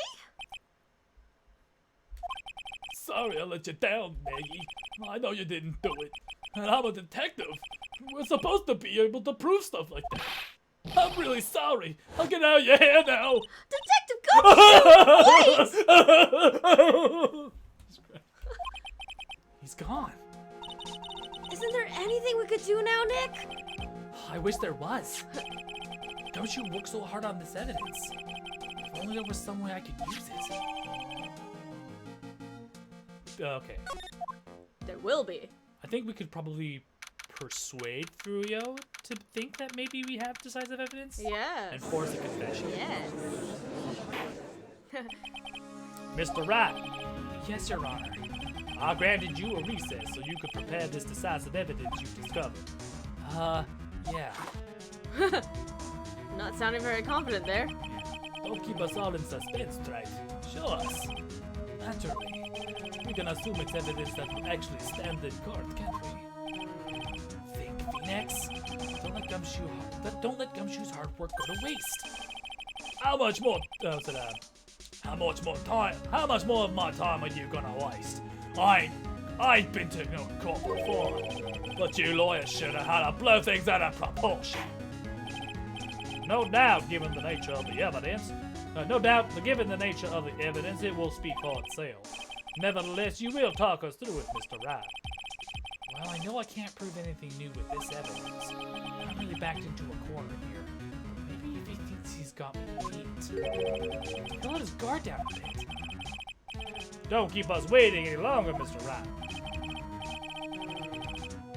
Present this final decisive piece of evidence to the court. So, did he do this bottle?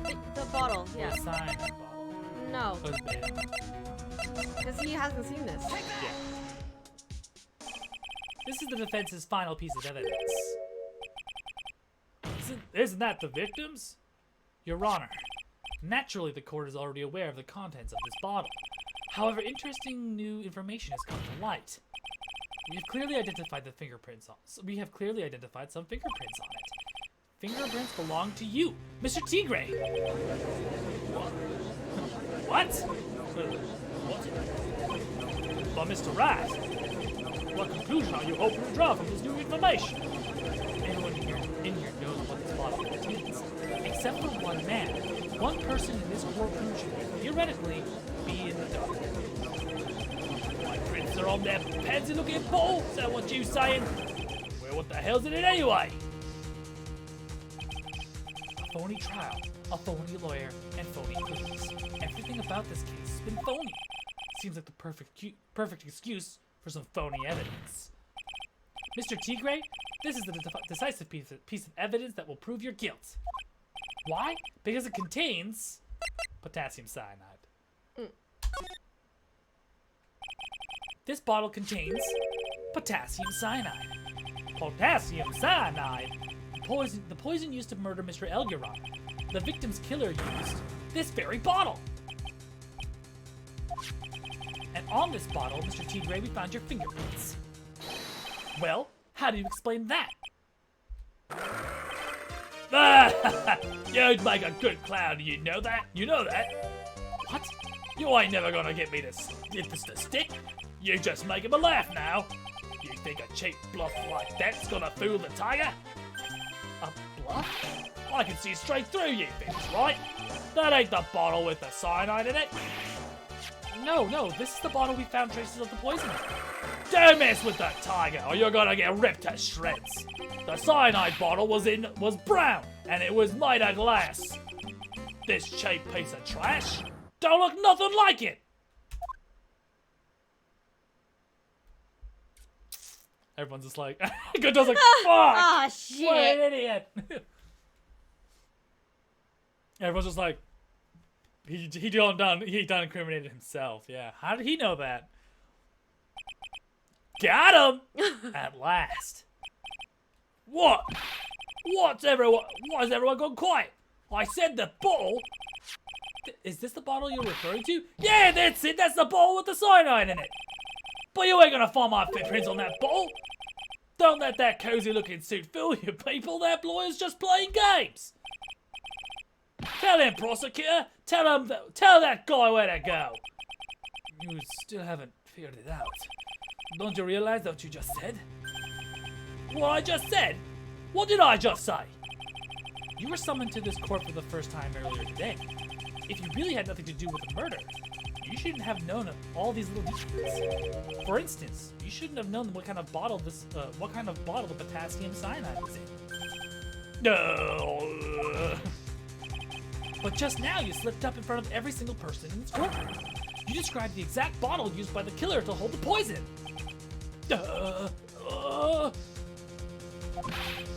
You don't know who you're messing with. I'm the tiger. I control millions of dollars on the black market.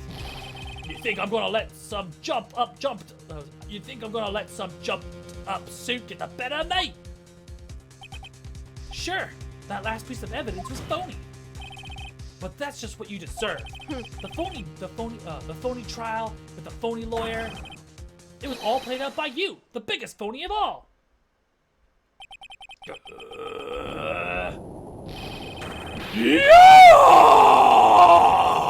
always get the breakdowns.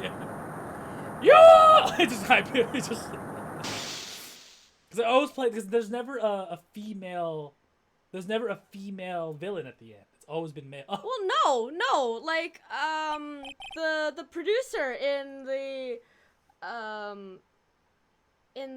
Steel Samurai case. But yeah, she was the one. Yeah, but she's a cool yeah, cucumber. but she was a cool cucumber.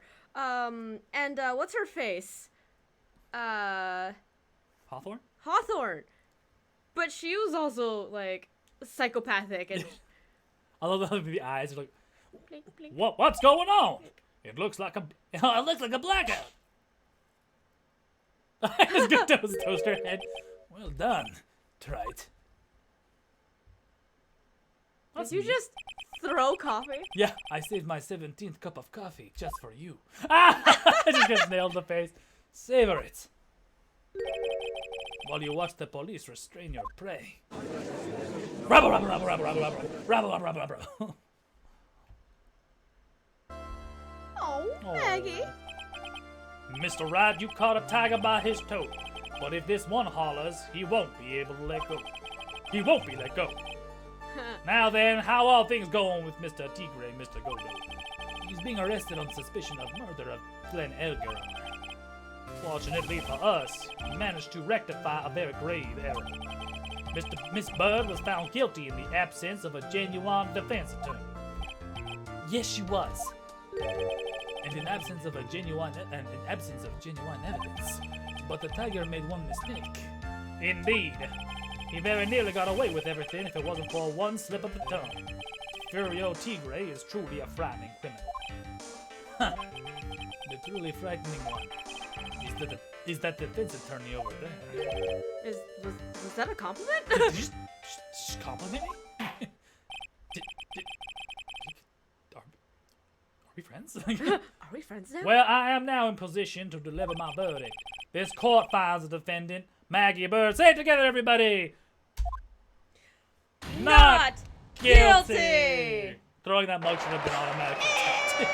This is not the first time he's thrown coffee at Phoenix, and not the first object that has been thrown at Phoenix. He's been whipped, hot coffeed, punched, knocked out.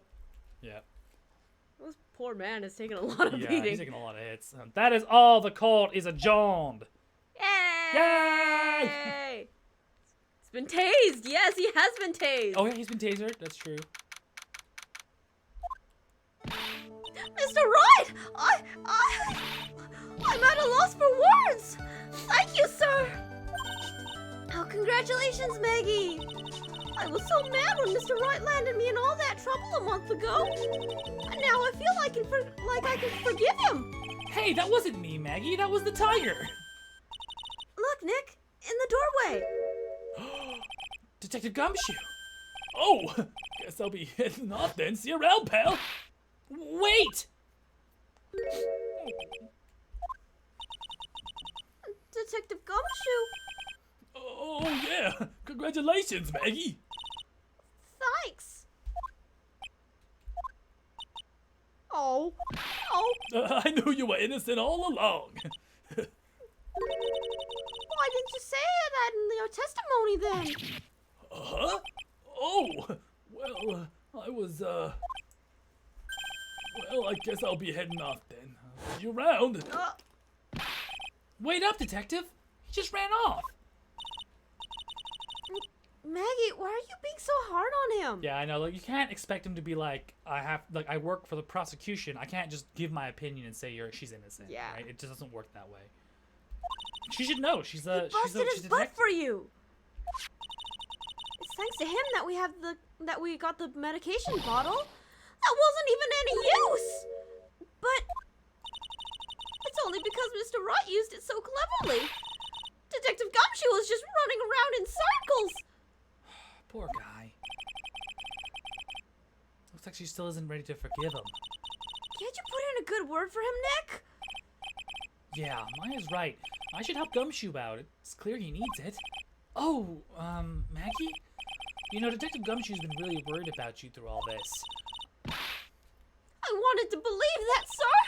But on that first day of the trial, he practically gave the judge a free pass to lock me up. He didn't have any choice, Maggie. He's a detective. He has to report the facts. He doubted me, that's why. He thought I might have done it. I've got to prove to her that Gumshoe really cares about her. I know. I'll give her a little present to celebrate her freedom. The extra Gumshoe lunchbox. The weenies. The weenie lunchbox. Give her Dick's weenie. thick weenie gum. Thick weenie lunchboxes. Tenderly made weenies. Little tender weenies all in her mouth. Here you are, a present to celebrate your freedom. That's... A present from Detective Gumshoe.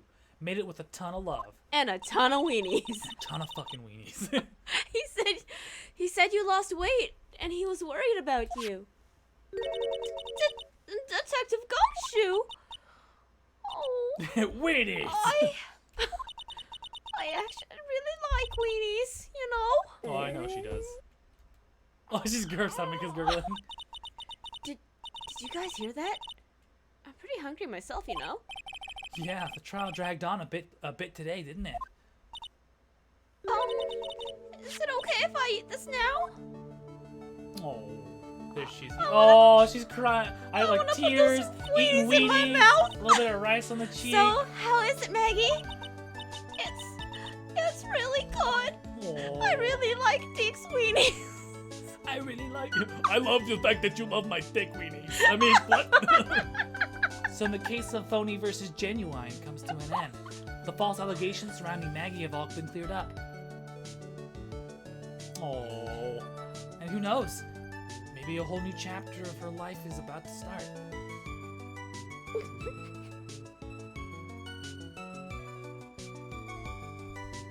Oh, I love these little little afterthoughts. Yay! Yeah, I'm late behind. Hi, Wayward. Yeah, we're actually finishing Yeah. up this particular episode, and we cleared Maggie. And now we're moving on to episode 4, and that's Edgeworth's old uniform. That's when he first started being prosecutor. God, he was more gaudy than you. Oh God, yeah, he was. Just He out of toned fucking it control. down. I can't have bento boxes in this house because someone goes with the chopsticks. Oh no! partition. How Sons of dare bitches. they? Time. I don't think we have the uptime command. Yeah, I haven't been really into the new. I don't know how we set that up. We've never actually looked, but Yeah. we've been at it for like a good 2 hours. We started at 8:30. Yeah, 8:30. 8:30, 9:30, 10. Yeah, we're at about 2 hours. So we're gonna just peek You want to into start? Yeah, peek into it. 218. Yeah, we're gonna peek into the next case just a little bit, and then we'll come back to this next week. Mostly because I kind of want to remember what the what we're gonna be facing up to next. The girl, let her go. Oh.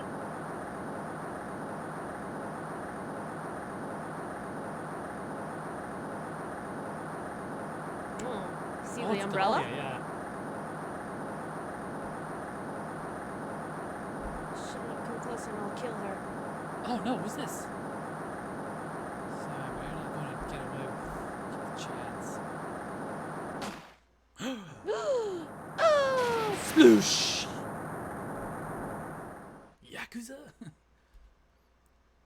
Nani? Whoa, why is Why Felix are in the you hospital? in the hospital? I'm reading through the file of an old court case. It was the first case of my longtime mentor, Mia Fey. This is an old case. Fugitive data. Terry Falls. I get it, T Falls. Kidnapping and murder, death penalty. He's got a lot of scars on his face, damn. Fugitive movements. After escaping, Falls met with and then murdered Sergeant Valerie Hawthorne. Hawthorne. Recaptured on Eagle Mountain about 8 hours after his escape.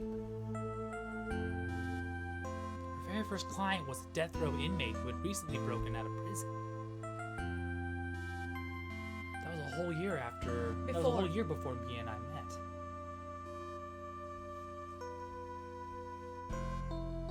6 years earlier, Mia. Oh, yes! Let's do the pre-trial. There's gonna be a pre-trial. This is gonna be a flashback. So we'll do this, and then we'll wrap it up for the end. Yes. Okay. Okay. Oh, sorry. Oh, I'm so nervous. I feel like I'm gonna die. So this is gonna be young Mia. I never should have accepted this case.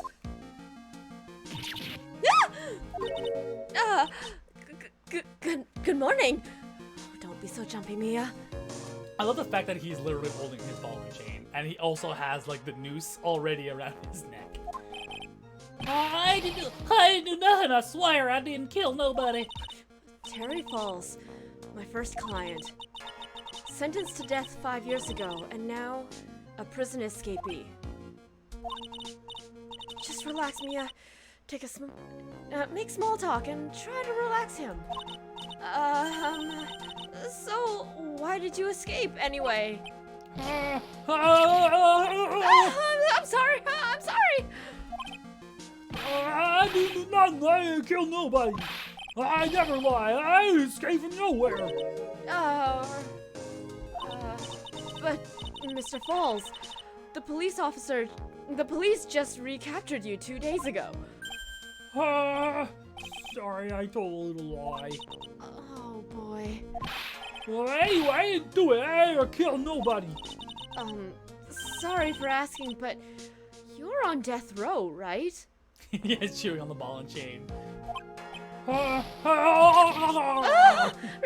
I'm really sorry. Well, I sentenced him to die 5 years ago, but I was tricked, I tell you! That woman, she lied in her testimony. That's why I got the death penalty. I swear, I didn't kill her. I could never do that. Oh, poor dude. 2 days ago, he escaped from the police wagon when it crashed. And then about 8 hours later, a policewoman was murdered before the police could capture him. The police believe that Terry Falls did it. After you escaped, did you meet a policewoman? Yeah, I did. She was the reason I escaped. So that much is true. He did meet with the victim. But I didn't kill her. She was alive when I left. She was alive. It's true. I can trust him, right? I mean, I should. Ha! I'm not going to figure out the truth just by staring at the guy. Why are you here? I came to see how our little kitten was doing all alone in the big, scary lion's den. I thought maybe you'd like someone to play with. Where's Mr. Grossberg? Guy look familiar, everybody? Anybody looks familiar? Hello. Oh, there's new people in the chat. Hello, Nyanko Chloe76. Let us know what happened to Nyanko Chloe 0275 in the chat. I would love to know. That old man probably is still in bed. I bet he's clutching an empty bottle and mumbling in his sleep. Aren't I good enough? After all, it's me, Diego Armando. I didn't say... So, Diego Armando, the finest attorney at Grossberg Law Offices, is here for me? No. You've got it all wrong. Today, you're the finest. After all, it took an amazing amount of guts to take this case. Imagine, an escaped death row convict for a first client. Yeah, thanks. I wish I could get out. I wish I could get out of it, though. Relax. I just heard some good news. The prosecutor for the day is fresh out of his diapers as well. Really? However, unlike a certain somebody who I won't mention, he's earned a reputation as a genius since the beginning of his law career. Genius? Well, it's about time to head in, kitten. Sharp with those claws of yours. It's time. It's go time. Yeah. A solitary confinement cell for the condemned must be the world's loneliest place. And that's what my client ran away from. Every other lawyer gave up on him, but not me. Kitten, yeah. Yeah. Well, this kitten's got claws. that phrase actually comes up. When I saw those overflowing eyes and heard that simple childlike voice, I just had the feeling that he was telling the truth.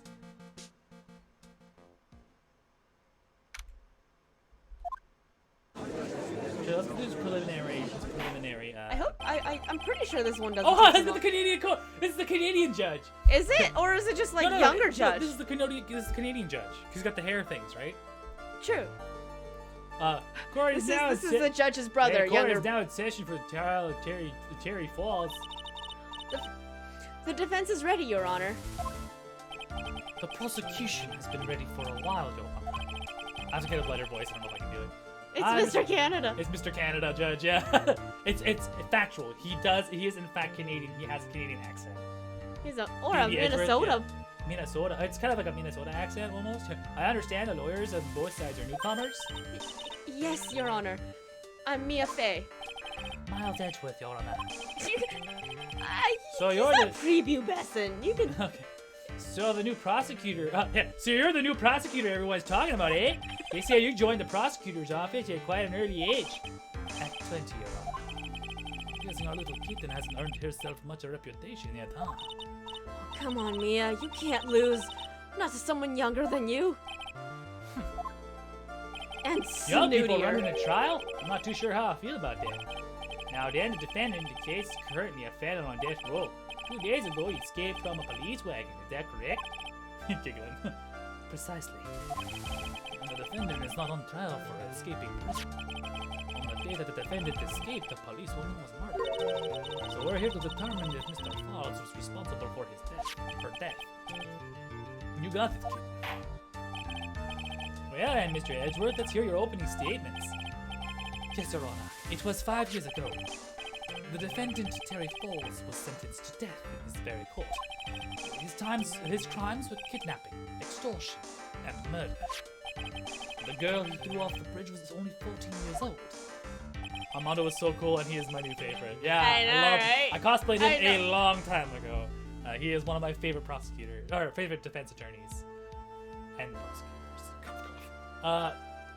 A truly horrible crime, I remember well. There was no decisive evidence, so the trial was long and protracted. Correct. But in the end, what finally decided the case was a certain witness's testimony. A witness's testimony.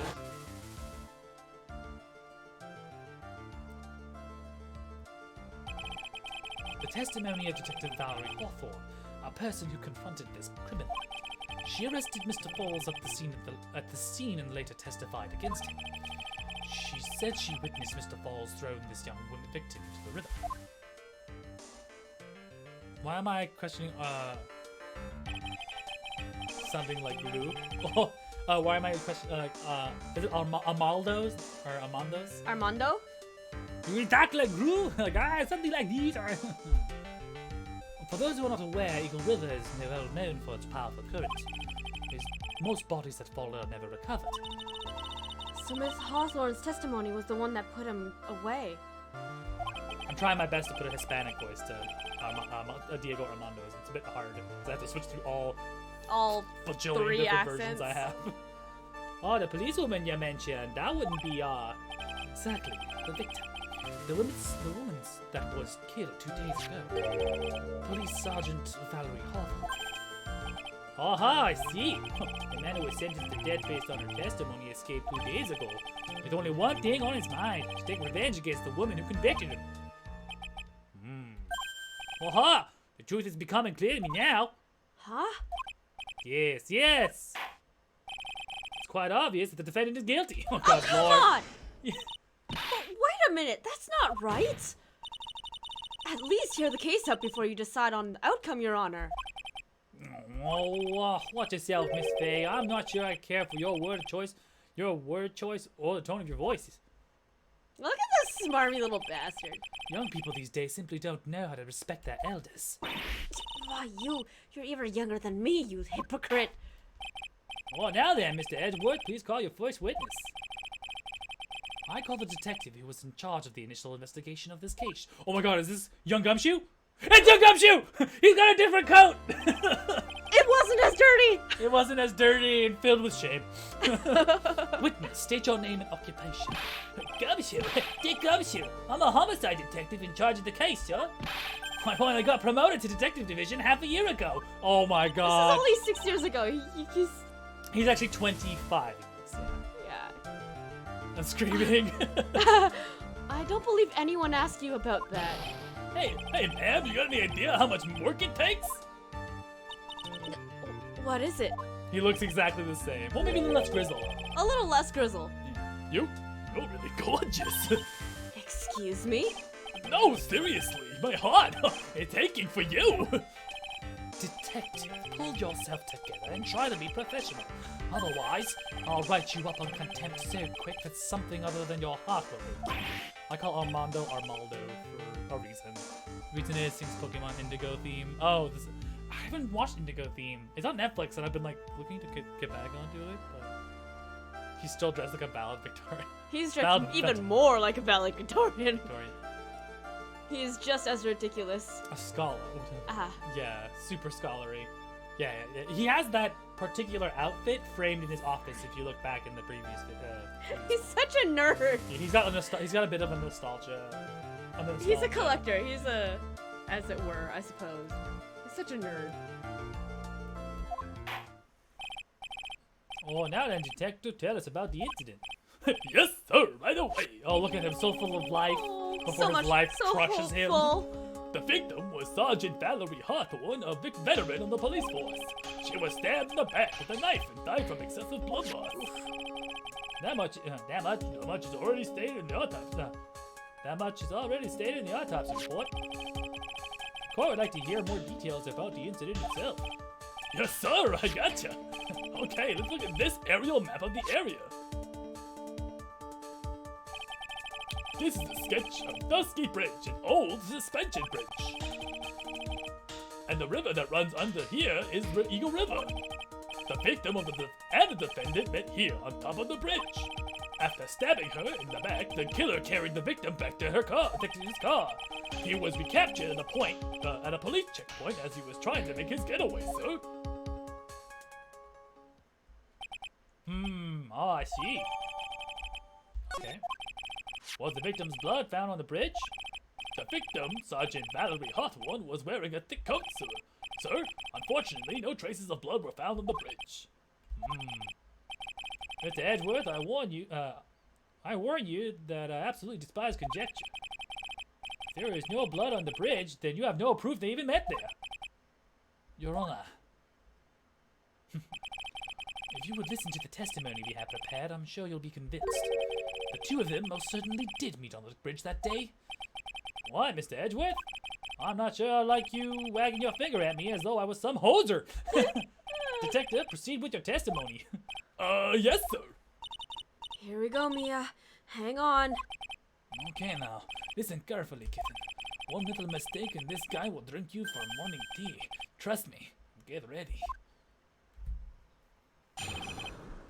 Did you want to pilot, considering you're the defense right now? Joyce is going to pilot. She's the defense. Switching.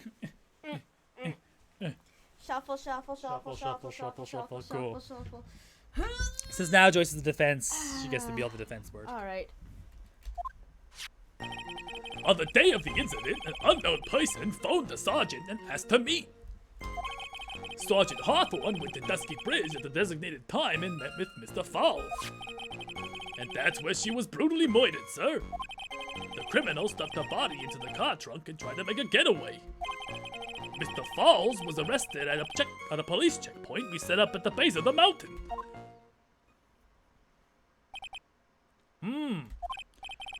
Well, you certainly have established the importance of the bridge. Naturally.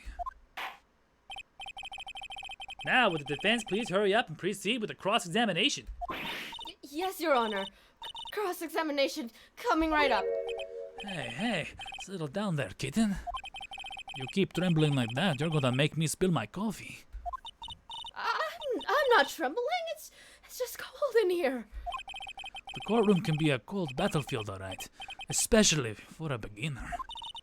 I don't need you to worry about me. I mean, the defendant, the witness, everyone's a beginner here. You got me there. But maybe you should keep your claws out and show them what you've got, kitten. It's okay, Mia. Stay calm. Just remember, those court procedure videos you stayed up watching last night. She learned by watching court videos. YouTube didn't exist yet, so it was all VHS. So good, I love it. Oh, sweetheart. I love the fact that she's so professional and she gives crap to Phoenix, and Phoenix is like, I'm not even a law major. Well, I mean, she had 6 years experience. Nah, at that point. Sure. At that point, she can make fun of his newbiness. All right. So how does one Press everything. Press Q. Hold it! This unknown person. You have no idea who it might be, right? Sorry, but I'm afraid I do. What? The one who called Sergeant Hawthorne was the defendant, Terry Falls. What? The defendant? The defendant called her? Sergeant Hawthorne was a very thorough person, sir. She left a note about her phone call with Mr. Falls. A note? Yeah, a top secret memo that she left at her desk. Oh, cool. Confidential police materials? Interesting. I might want to read up on that now. Yeah. According to According to this note, it seems that the one who called her the one who called her to the bridge was indeed the defendant, Terry Falls. Let's take a quick look at that right now. Yeah. Confidential. That February bridge, wear white 14th. scarf for identification. Talk to Dahlia. Tell her this time the whole truth must come out. All right. Ah, Dahlia. What else are you in? What else are your sticky fingers in? Mia's just as much of a nerd as Phoenix. And I Hell. know. Yeah.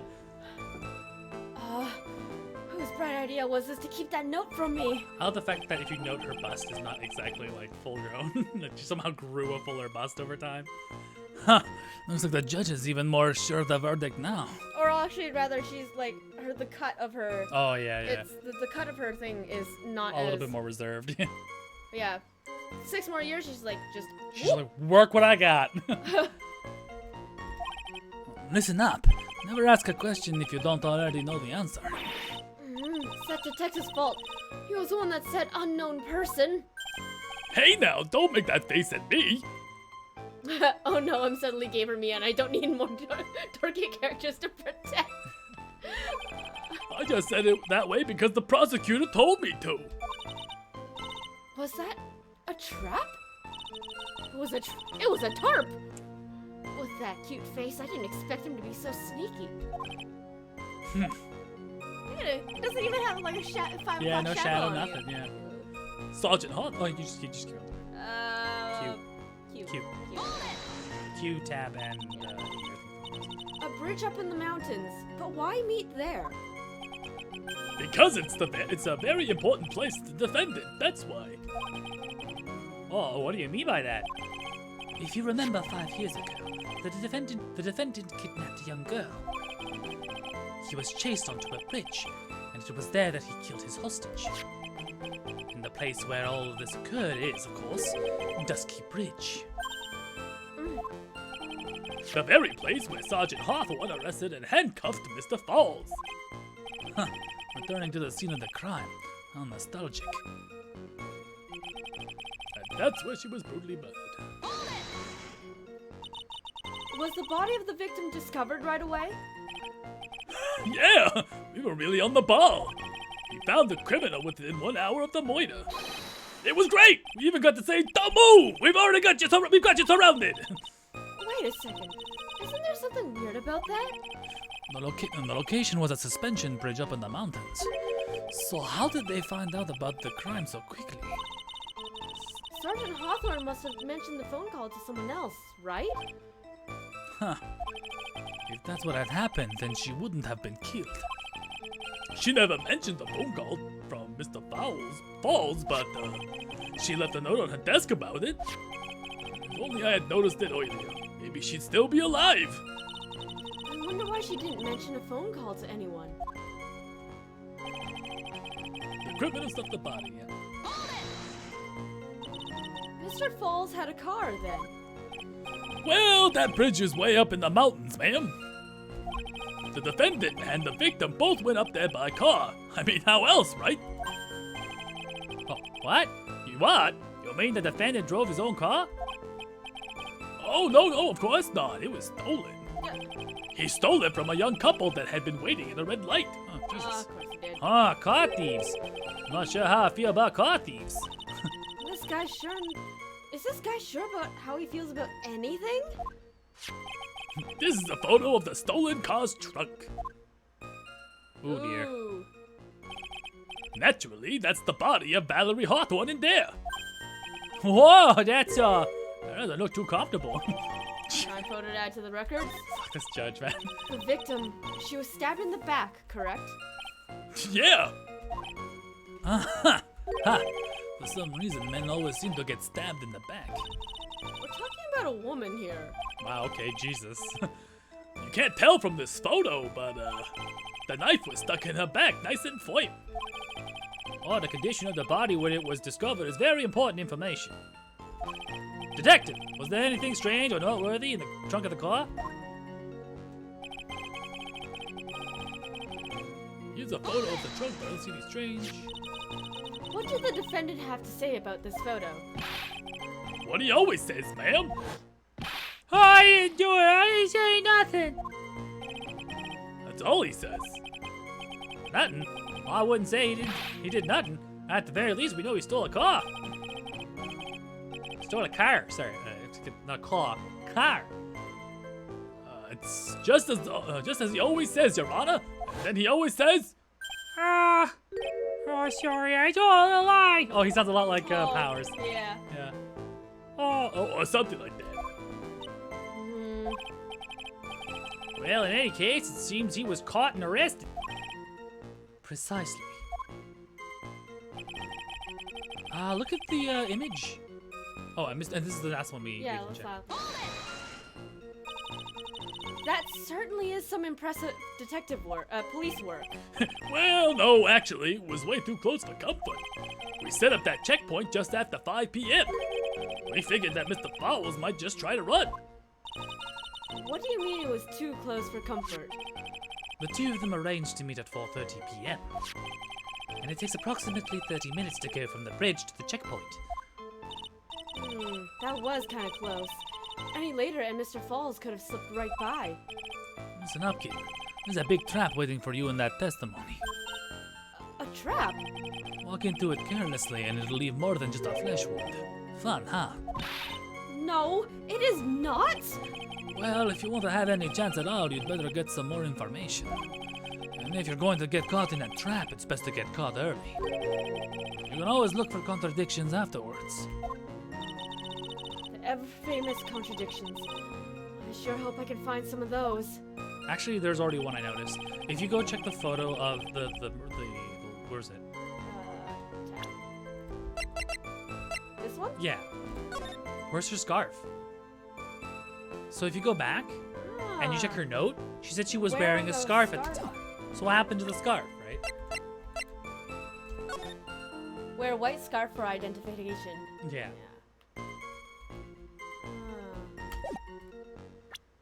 True, but how is that? Where is that in the? So if you go next, Dusky Bridge, next. That's when murdered, next. Criminal suffered body and trying to make a getaway, next. There it is, here. I don't see anything strange, do you? Anyway, there's something strange here. Yes. If you present her note, she said she was wearing a scarf, but it's missing. Yeah, the victim's note. E. Present. Objection! Witness. Everyone's like, what is it? Do you have something to say, Miss Faye? I'm sorry, I totally forgot what I was going to say.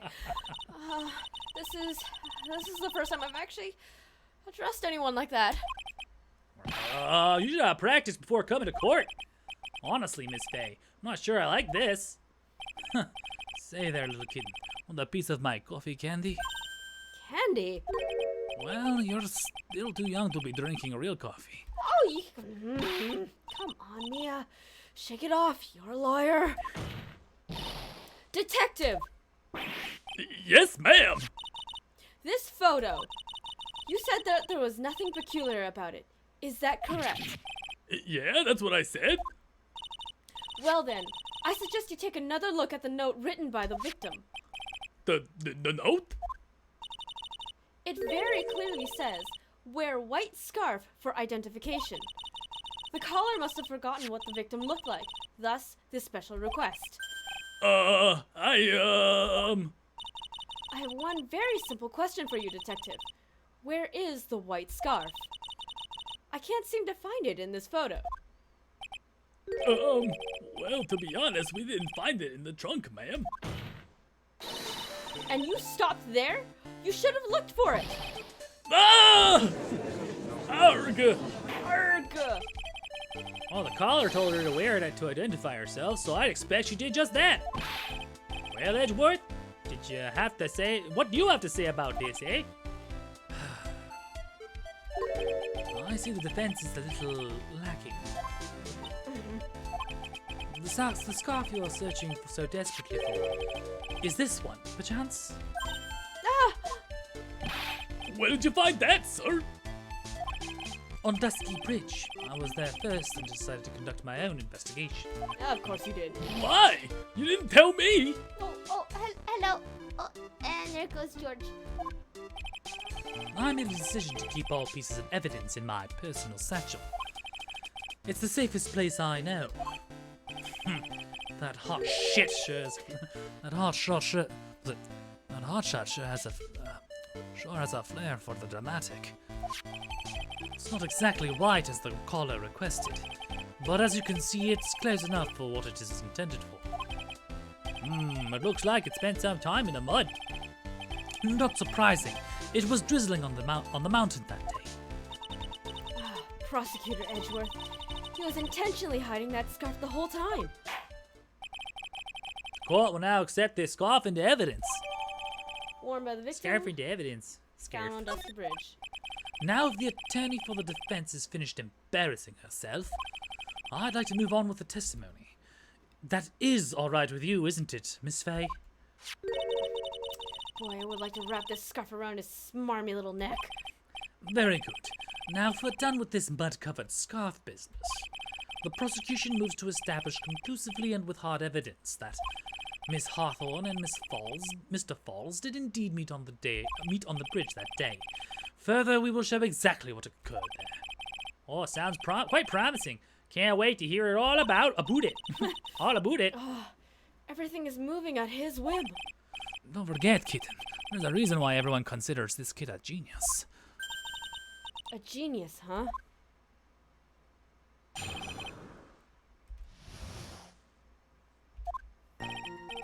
Actually, there's an eyewitness who was there when the incident took place.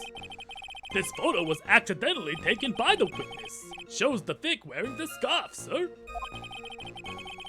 It was drizzling that day. Unfortunately, it's a little hard to see what's going on. Anyway, the criminal shoved the victim down from behind and stabbed her in the back. That must have been when the scarf fell off. Looking at this photo, you really get the sense of that this bridge is very high up. It's about a 40-foot drop from the bridge to the Eagle River down below. Mr. Edgeworth, who took this photo anyway? Let's just say it was a well-intentioned third party. Oh, potential witness. So why isn't this person in the courtroom? Well, they said they absolutely did not want to testify. The person in question is very delicate, Your Honor. Besides, as long as we have this photo, we see no reason to compel them to testify. Look at this photograph! Yeah. Well, I'm not sure how I feel about that. Seems to have been taken by the witness. So as you can see, Terry Falls both had the motive and the opportunity. I think it's quite clear at this point what happened on the bridge. Oh-ha! The truth is becoming clear to me now. Uh-huh. Yes, it's quite obvious.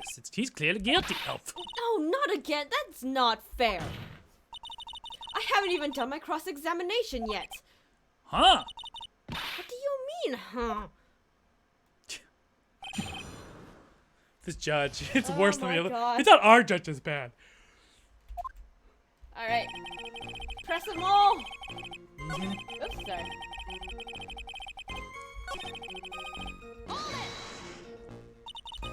Who is this eyewitness? Oh, she's a college student. A female college student. That's right. That's right. Meaning she's female and a college student, ma'am. She doesn't do well in front of other people, so I came to testify for her. Maybe so, but as the attorney for the defense, I have the right to cross-examine her. For the time being, we're not relying on the witness's statement. That is all. What's that supposed to mean? The prosecution has other, more decisive evidence. Our case doesn't rest on the vague testimony of a female college student. He's such a dork. Oh, a female college student, eh? It means she's female and a college student, sir. If you absolutely must hear her testimony, you'll have to give us a good reason why. Please tell us about the more decisive evidence in question. The Vic is wearing a scarf. The victim is wearing a scarf in that photo, right? So what about the witness who took this photo? What was this person doing all the way up in the mountains? She was taking photos. She was taking photos of wildflowers, apparently. There are many unusual types of flora on the mountain, Miss Faye. People in the area say it's because of the spirits that live there. Oh, spirits? Now that you mention it, in this photo, this cloudy fog-like thing, is it a ghost? Oh, I don't believe it. No, Your Honor, no, I don't think it's a ghost. Drizzling, huh? That's right. There was a light rain coming down. The whole place was dreary. But not as dreary as the mood that's in this courtroom right now.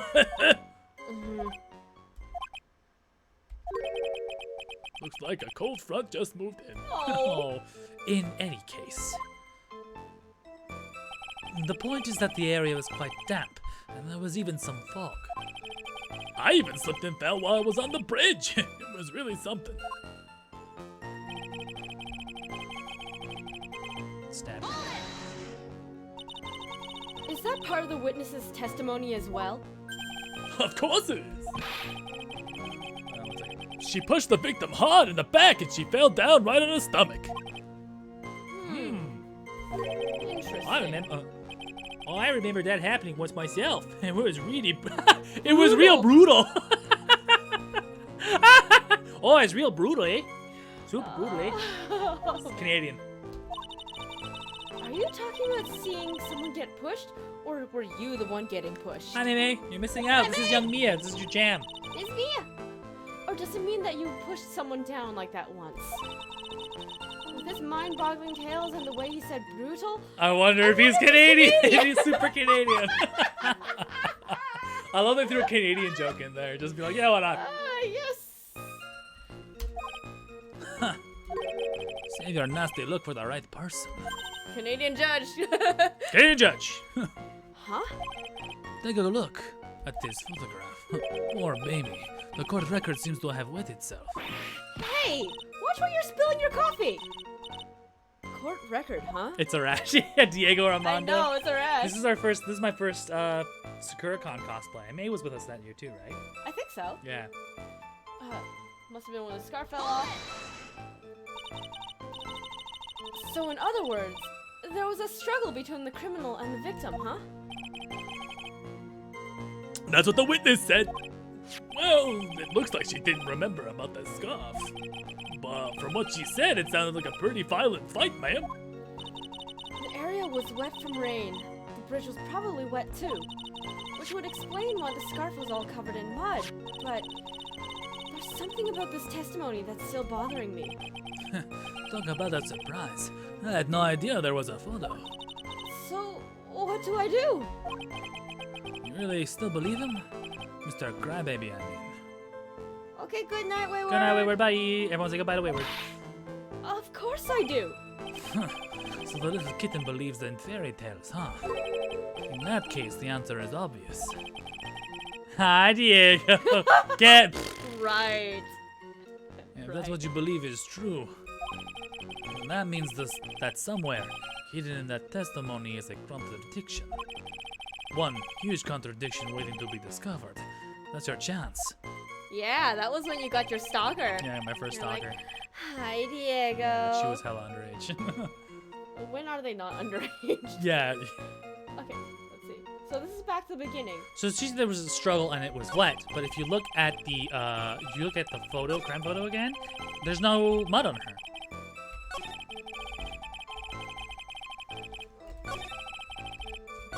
Cat in here. Oopsies. Surprise cat! Oops, that was too fast.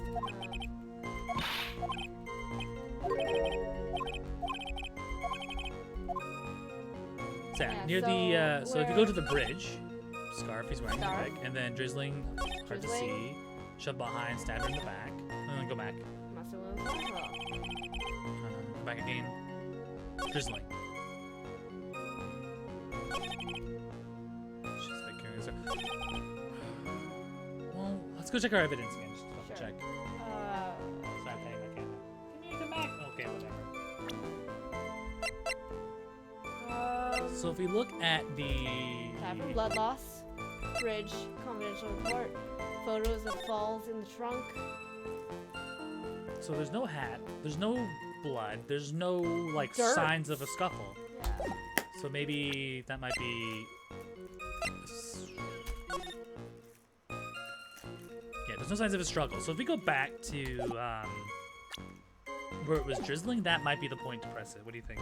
Depress? To push the evidence. She was like wearing a scarf. No, next one. It was drizzling. Yeah. Or the struggle. Go for the struggle. And let's push the evidence for. Let's push the crime evidence. Sorry. I guess so. Yeah, stabbed in the back. So we go next one. Then there's a struggle. So next one over. Never mind. You're right. Yeah. Present. Present. This one. Yeah.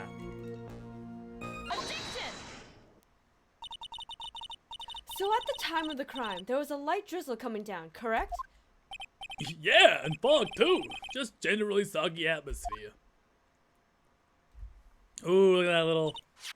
Well, I have evidence that doesn't go with the soggy atmosphere.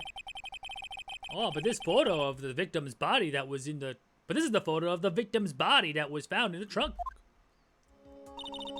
Considering the conditions at the scene of the crime, something isn't right. Well, by all means, please enlighten us as to what isn't right. What isn't right about this photo of the trunk that doesn't fit? Just her jacket. overall shirt. Present. Her bust! Naturally, the answer is right here.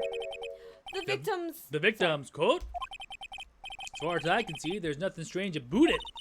That's exactly what's strange. Recall the testimony.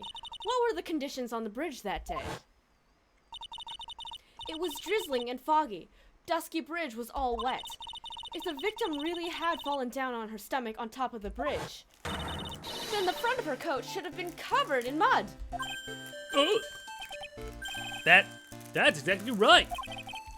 The other day I fell in the muddy street and my gorgeous playoff beard was befouled. Playoff beard! I love this Canadian representation right here. Oh, I feel so called out. He's got a playoff beard. Shit.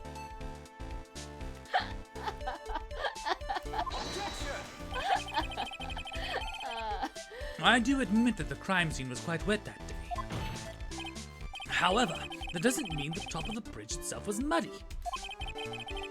If Your Honor had fallen in the shower instead of a muddy street, your glorious hockey beard, pride of the legal league, wouldn't be wet, not muddy. Fortunately, I have yet to test that. Still, your point is well taken. Can you prove the surface of the bridge was muddy that day? Yeah, with the scarf. The surface of the bridge, huh? Huh. A real man wouldn't stand for a taunt like this. Neither would a real woman. I love that. Of course I can. Here's the evidence that proves the surface of the bridge was muddy. Present! Take that! Take that! The evidence is this scarf. Whoa! It should be obvious. If the scarf fell onto the bridge and got this muddy, it means that the bridge was obviously covered in mud. Ugh! No, I can't be outwitted by this novice bimbo. Hey, same to you, buddy. Himbo. Yeah, same to you, himbo. Himbos. Mr. Faye's assertion made perfect sense to me. I'm gonna do the red-green voice. If your wife can't find you handsome, she can find you handsome. But Miss Faye's assertion made perfect sense to me. Oh, hello, Frederick. I do admit there appears to be a contradiction between the condition of the victim's coat and her scarf. However, the real question is why is there a contradiction? Huh? For every contradiction there exists an explanation. Let's look at the explanation in this case. Let's look at what the explanation in this case may be, shall we? All right. It's not like you're really giving me a choice here. Huh. You're doing pretty well for a little kitten. Mr. Armando! No matter what he says, a contradiction always comes down to a lie. So either the victim discovered in the trunk, the witness's photo showing the defendant and the victim, or the witness's testimony that stated she saw the moment of the murder. Just relax and think it over. It's pretty simple, isn't it? The false evidence. It's one of those three.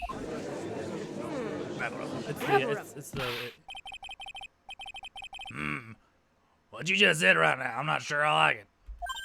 That wasn't me, Your Honor. It was a coffee aficionado over here that said it. This court is not in the habit of accepting false evidence, you know. Blame it on him, Your Honor. He's the one trying to slip false evidence into court. But we won't let him. We'll expose the evidence as the flimsy scam it really is. Yes! The false evidence in this case is... Witness's testimony. It is a no-brainer. Obviously, it's the witness that's suspicious. During his earlier testimony, the detective pointed out a crucial fact. The criminal shoved the victim down from behind and stabbed her in the back. Now, is that testimony exactly what the witness claims to have seen? Yeah, that's what the witness told us. That testimony is filled with holes. After all, the victim's coat isn't dirty at all. That's true. Huh. It's not just true, it's the truth. If there was a truly decisive witness in this case, I'm certain that boy wonder over there would have called him up in the first place. Your Honor, the defense requests to cross-examine the eyewitness. The testimony presented so far is not only vague, but contradictory as well. Rabble. Well, Mr. Edgeworth, it appears that we'll need to hear from your mystery winners after all. You should brace yourself for the brutal truth. Mm-hmm. Your Honor, the prosecution has no intention of hiding the witness from the court. We are prepared to present our witness at any time. Very well. Please bring forth your witness at this time. What Mr. Edgeworth said kind of worries me. What does he mean by the brutal truth? It's his sister. But Valerie Hawthorne's sister was the one who saw it, aka Dahlia Hawthorne. Let's proceed with the testimony. Mr. Edgeworth, please go right ahead. Thank you, Your Honor. The prosecution summons the woman who saw the event that day with her very own eyes. This is it, Mia. The battle begins here. Motherfucking Dahlia Hawthorne. Witness, what is your name and occupation? Bitch! Sorry, I hate her. This fucking bitch. Oof. Everyone's so silent. I can hear their hearts going pitter-patter. Well, look at you. How can I put it? You look as scrumptious as a double... double and a dozen donut holes. They couldn't get the rights for Timbits. So they just called them what the Americans called them in donut holes. Oh, I forgot this. Oh my god. Six scrumptious, a double and a dozen Timbits. Feel like I want to hurry up and hand down the verdict just to have a bite. Hey, not so fast! As I said before, this witness is very sensitive and delicate. I would ask the court to please exercise care when addressing her. Yes, indeed. Thank you, Mr. Edgeworth. You are a true gentleman. Miss Faye, you can learn a lot from this man. If he's such a gentleman, he sure doesn't act like one to me.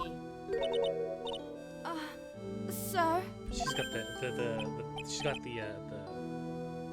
it called, Southern Belle accent. Oh, right. Did I? Yes, my dear.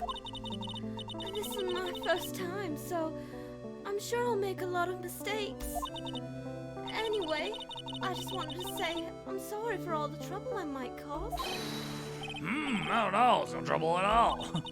Now then, may we please have your name and occupation? name is Melissa Foster. I'm a college student, a freshman in the literature department. Literature. Literature department. You were on the scene when the unfortunate event occurred, correct? Which is weird. Her name is Melissa Foster. Yeah. In this one. Hello. Yes, okay, Frederick. And you were the one who took this photo. Is that accurate? How could you be so mean? Now see here, what are you doing shoving that in her face like that? Huh? But it's just a photograph. It's not like it's something dangerous. Next time I'll be forced to penalize it. Oh no. I don't like the turn this has taken. Is she staring at me? And you would be? Huh? I'm the defense attorney. My name is Mia Fey. I see. So you are. So you are. Now then, young lady, could you please give us your testimony? Yes, Your Honor. I'll do my best. Oh god. It's slowly killing me. You bitch. You lying bitch. You lying bitch. Yeah. I was using my camera to take some pictures of wildflowers. Then I noticed there were two people standing on the suspension bridge. Suddenly, they just started fighting. That's when I hurried and took a photo that showed the crucial moment. And right after that, I called the police. By the way, where were you standing when the incident occurred? I believe the map would be a bit of help here. I was standing right over here. I was standing in a beautiful field surrounded by tall cliffs. So you took the photo from that location, eh? I brought the camera I was using at the time, just like Mr. Edgeworth asked me to. Oh, what a cute camera. Just like its owner. Camera added to the records. Small, but powerful model. Alright then, Miss Faye, time for your cross-examination. But I'll warn you, make the witness cry again, and you'll feel the wrath of my gavel. So am I gonna be penalized if I press Yeah, something too wrong? hard Yeah. or too wrong in one direction. Alright, using my camera to take some pictures of flowers. There are two. People standing on the bridge. Suddenly they started fighting. Okay. Next. Hurried and took a photo of that crucial moment. And then called the police. So if you go back to the photo moment and double check what was in the information. Tap. And then check her photo that she took again. But She said she heard people fighting. They weren't fighting yet. no, it's not only that, but The she crucial took the moment? she took the photo. She took the photo while because the angle of this bridge is different. So she is standing on this side. Yeah, that's correct. This is where the broken part of the bridge is. Yes, that's correct. And the gentleman here is standing between her and the safety. And the exit. Yes, correct. Yeah. That's how they showed it the first time. Yeah. Okay, cool. Continue. Yeah, they just started fighting. But it's, They started fighting. You want to press that, yeah. Yeah. Press one or the other. I'm gonna press this one. Do you have any idea what they were fighting about? No, I have no idea. Why do you ask that? Oh, I just thought that maybe you overheard what they said. Oh God. I would never eavesdrop. I got more class than that. That's right, Miss Faye. Don't drag the witness down to your level. Ugh. Take the photo that shows the crucial moment. I would press yeah, why not? Why did you take a photo? Well, the two of them were really going at it. Ever since I was a little girl, I always wanted to be a news reporter. I guess that part of me just kind of took over. Oh, good lord. Smells like a lie to me. Yes, I understand completely. Even now, I can't completely abandon my boyhood dreams. Of the NHL? I still use my grandson to test my comedy routines on. Oh, he's comedy. I think that's a That's Canadian, a Canadian thing as yeah, well. Jim Carrey joke. Also, we have the Just for Laughs. Just for Laughs. That's true, yeah. Thing, Montreal. So he wanted to be a comedian, huh? Not that that has any bearing on this. All I could do was use my camera. So I took a photo of the crucial moment and gave it to the police. Okay, so she called the police? Huh? She called the police after, but from where? This whole suddenly started fighting, but they're not fighting in the photo. And then of that crucial moment of when they're fighting, but they're not fighting. Well, arguing. You go back a few more. Two people standing on the suspension bridge. Why? Oh, you want to press that? Yeah. Why were you looking at the suspension bridge looking at flowers, right? Was there anything strange about the two of them? I'm a bad girl. I know I am. Yeah, I are. It looks like they were having a real serious conversation up there. So I decided to watch them. Kind of like some kind of peeping Tom. Oh, Lord. Oh, not at all. Everyone's like that. I love watching other people fight, too. In fact, I can't get enough of it. Actually, that's why I took this job in the first place. Oh, God. Too much info, Your Honor. Too much info, Your Too much Honor. information, Your Honor. Oh, God. This guy's killing me. In any case, it's perfectly natural for you to have kept watching them. Especially dressed as they were. Oh well, anyway, I was watching them very closely. Yeah, I think that's... I think you it's could this probably press that. You could probably present Present that. the picture. Ah, shit. Sorry, I didn't That's mean to do fine. that.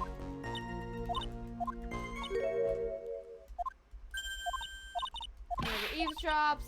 Don't stoop to her level. Go back. This one. Yeah. Present. This one. Why? Huh? No, you wanted to present the... Okay. Yeah, Sure. this one, because they're not fighting. And she says they're fighting. Objection! Fuck, I got it wrong. Damn it. This evidence establishes that the defendant is lying, right? That's different. Sorry. Oh, this is my first time handling a case. Make it memorable with a penalty. Oh, shit. Thought it would go easy because I'm this. You're new. Yeah.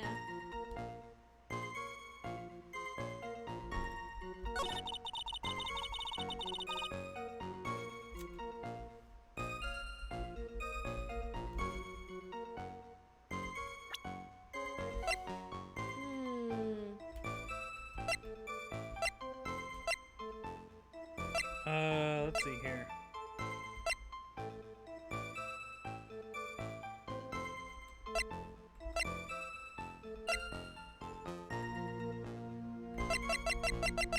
I was so sure it was because they're not fighting.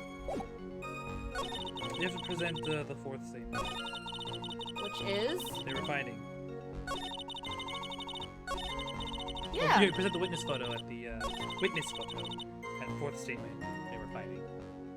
I swear I thought I just did that. That's when I heard and took a photo of the crucial moment. Crucial moment. There you go, crucial moment. That's the one. Yeah, that's the This one I said you pushed here. They started fighting, like, crucial moment. Yeah, present the photo you saw last time. I think you just presented the wrong statement. Yeah, that's Yeah. right, thank you. Yeah. We just It was just rectified the wrong that. statement. Oops, sorry. It's There so we go. we're on the right track, it was just the wrong statement. Yeah. Witness. When you said you took a photo of the crucial moment, is this what you meant? All I can see in this photo are two people facing each other. You testified that you saw the two of them start to fight. Normally, that's the kind of thing you would refer to as a crucial moment. Why haven't you presented a photo like that? Well, you see... The photo we presented was the only one there was.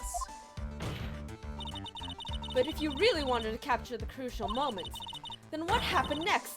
You must have taken a photo of it. No! No! My apologies, young lady. But Miss Faye's assertion is not without a certain amount of merit. He can certainly downplay a situation, can't he? I'm sorry. I'm a very bad girl. I used it all up. The film, I mean. You ran out of film. This photo was the last one. What? Right, analog film. Unfortunately, that is the truth. I personally examined all the photographs she took that day. All the photos are of the witness herself, playing among the wildflowers. Oh, The witness herself? Then who took the photos? Well, you see, my camera has a timer feature built onto it. So, you took photos of yourself? I remember taking some photos of myself, too. Please, No details. Back in the day when you had to analog selfie yourself. Seems that Miss Faye's assertion was not so decisive after all. Wait, just a minute. Well, if she had no film left, she couldn't very well take more pictures, eh? Miss Foster, perhaps then you could tell us about a different sort of photo. The photos of the incident that you took with your very own eyes. Mr. Edgeworth, you're quite the poet. I like his original voice, but I'm gonna switch back to All right. Oh, very well then. Let's get back to the cross-examination. Let's hear your thoughts about the fight that you witnessed. Yes, Mr. Judge? Oh boy, this guy's really a sucker for sweet talk. It looks like the other kitten in the room is the one that's getting all the attention. Much better. Yeah, it's sickening. I was using my camera to take some pictures of wildflowers, but then I noticed there were two people standing up on the suspension bridge. Suddenly, they just started fighting. The victim turned around and tried to run away, but she only got about 10 yards before she was stabbed in the back. If Terry Falls isn't the criminal, then there must be something strange in that girl's testimony. Now that refers to... Be careful, kitten. That girl has the judge wrapped around her little finger. You're going to have a tough time poking holes in that testimony of hers. You're gonna have a tough time coming up with something really good, Mia. No, it's really simple. She ran backwards to nothing. Yeah, The which bridge not is out. possible. Why would she run backwards? It makes Yeah. no sense. So let's started fighting. The victim turned around and started to run away. So you could probably do it here. And just be like, present, Yeah, I think I could. and then you present the Dusky Bridge map. Because if you look at the map really quick, why would she be running backwards? Into nothing. Into nothing. Like she wouldn't run backwards. Yeah. Just go for it? Yeah. Punch Yeah, let's go for it. Let's punch it. Present. Witness, your testimony is a joke. What? But I just... Miss Faye, I thought I warned you not to make the witness cry. One short testimony and two bad contradictions. There's no possible excuse. You say there were 2 contradictions? It's simple. Just take a look at the diagram of the area. According to her testimony, the two of them were in the middle of the bridge. But if they were, and the victim had turned around and tried to run, well then, She would have hit a dead end. you said 10 yards, but she couldn't have even have run 5. Because Dusky Bridge is collapsed on that side. Ah! My word! I do declare. What does this all mean? It's very simple, Your Honor. This charming little witness told a charming little lie. That's all there is to it. This beautiful young lady has been lying to the court? Just a moment, Your Honor. Mr. Edgeworth, Your Honor, allow me to personally apologize for the confusion. What do you mean? There's one major mistake in this diagram. what did you say? Nani? Nutty? What are you referring to? It's all because this diagram was made after the incident occurred. It's a very old bridge we couldn't find any official blueprints for. You're saying? I'm saying that even though this bridge is currently in disrepair, there's no evidence that can prove the bridge was broken during the incident. That's ridiculous. You can't actually tell the condition of the bridge from this photo. I apologize to the court for not being more clear when I presented the evidence.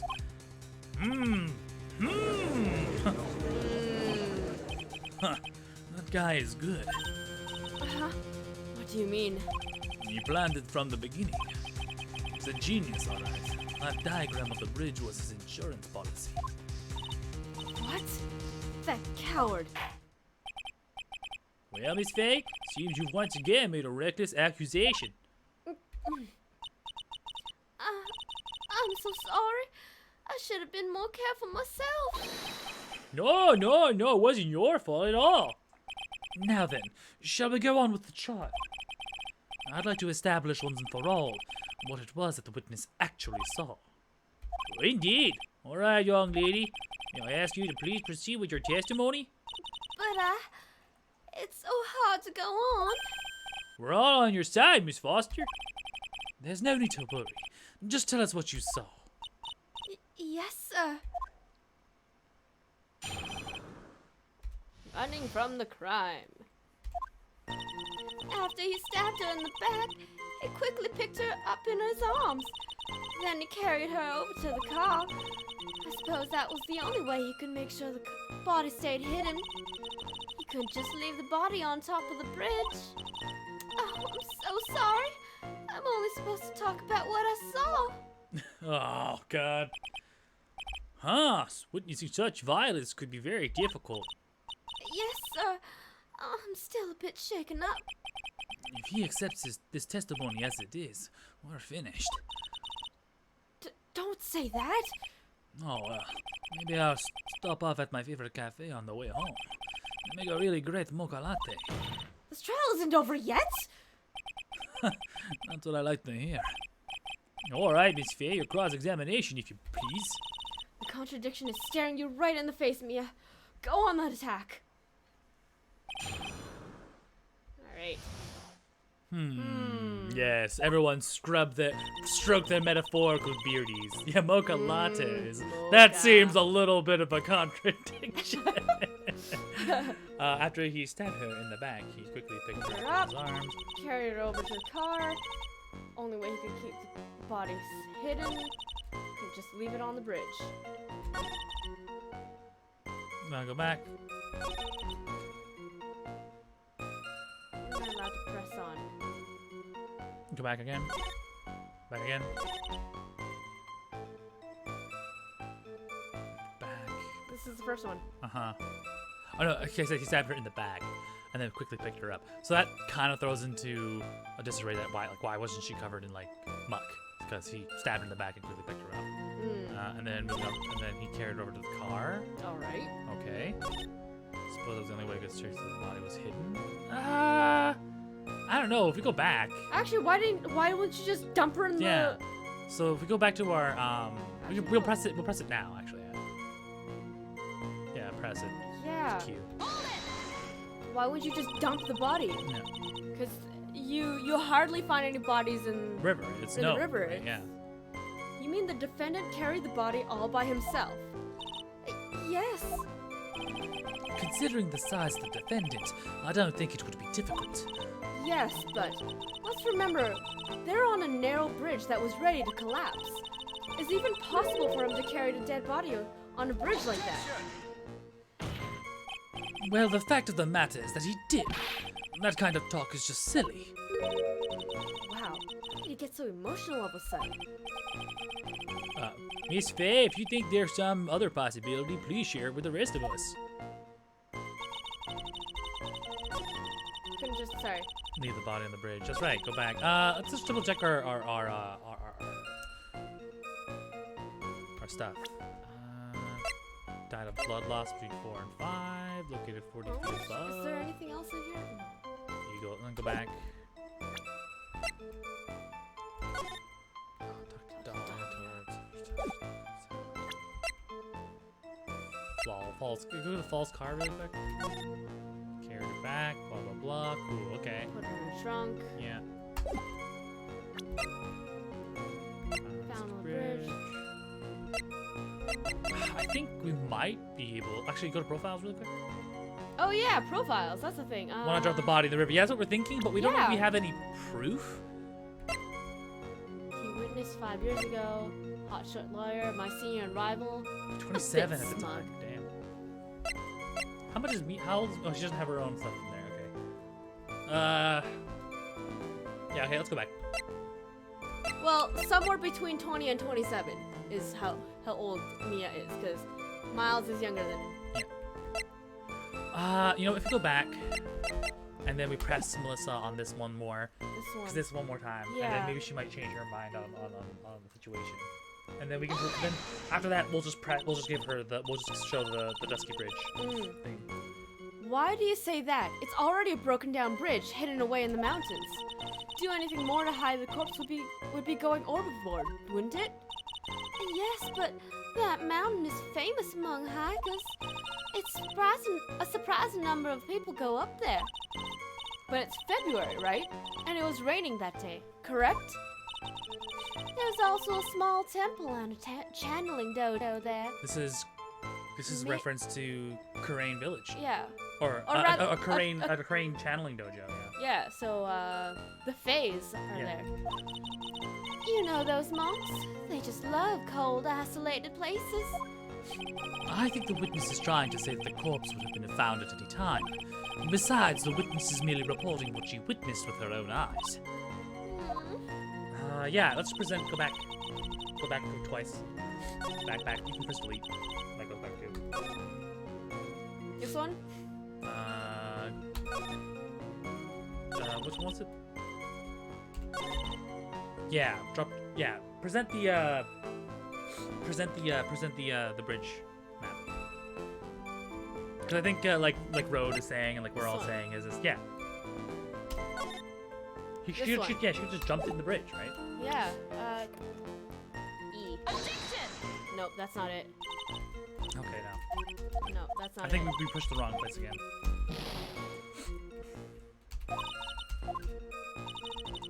Couldn't just leave the body on top of the bridge. Yeah, maybe it's this one. Back. Yeah. This one? It's just go left. Go left. No, go left. Oh. This is So, yeah, left. keep going left again. Go forward. Forward more. Yeah, this one. Yeah, present the bridge. Yeah, could only Because way. this is now we're bringing up the fact like how do we hide Only the body? way? Yeah, is Sorry. it really? Sorry, fuck.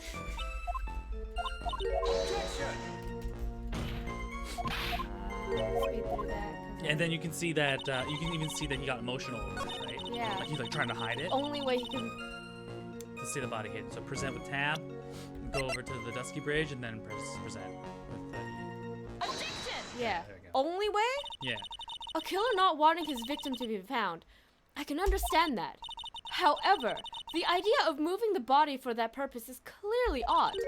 There was a much easier way to make sure the body wasn't found. Well, what is it?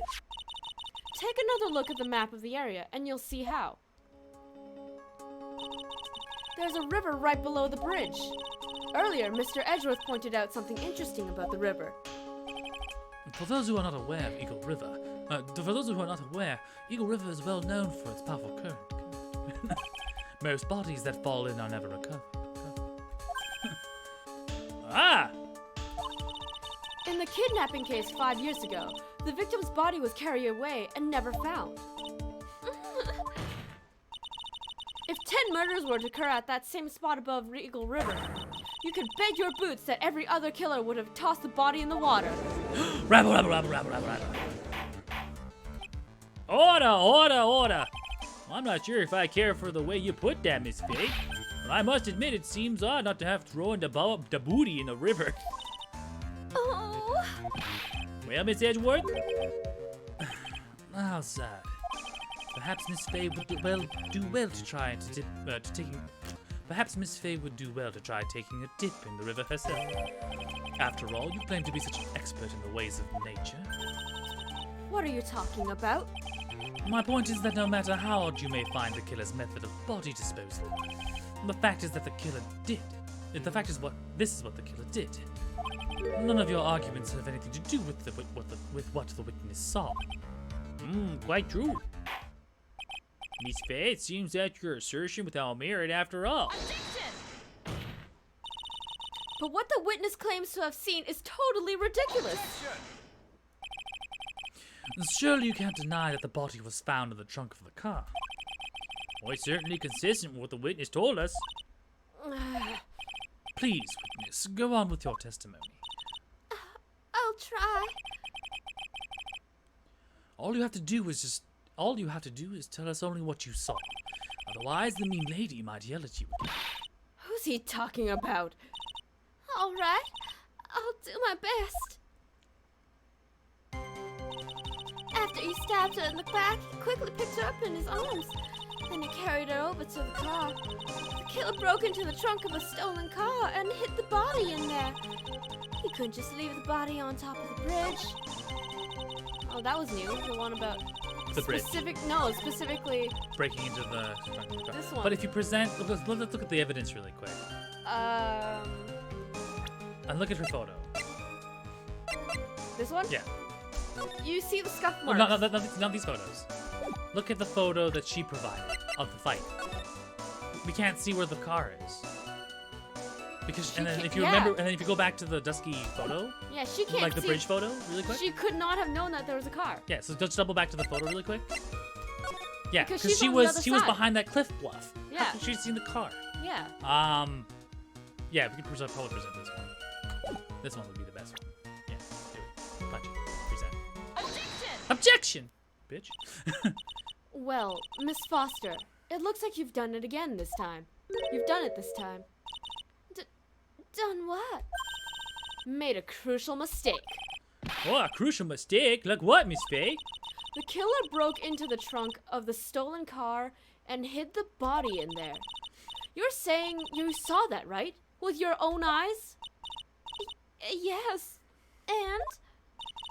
It's simple, Miss Foster. Take a look at this photograph. Take a look at this diagram. The place you claim to have taken the photo from that day is here. Do you see what I mean? Even if you tried to see the car, this outcropping of rock is directly in your way. That's right, Miss Foster. From where you were standing, you could not have possibly seen the killer's car.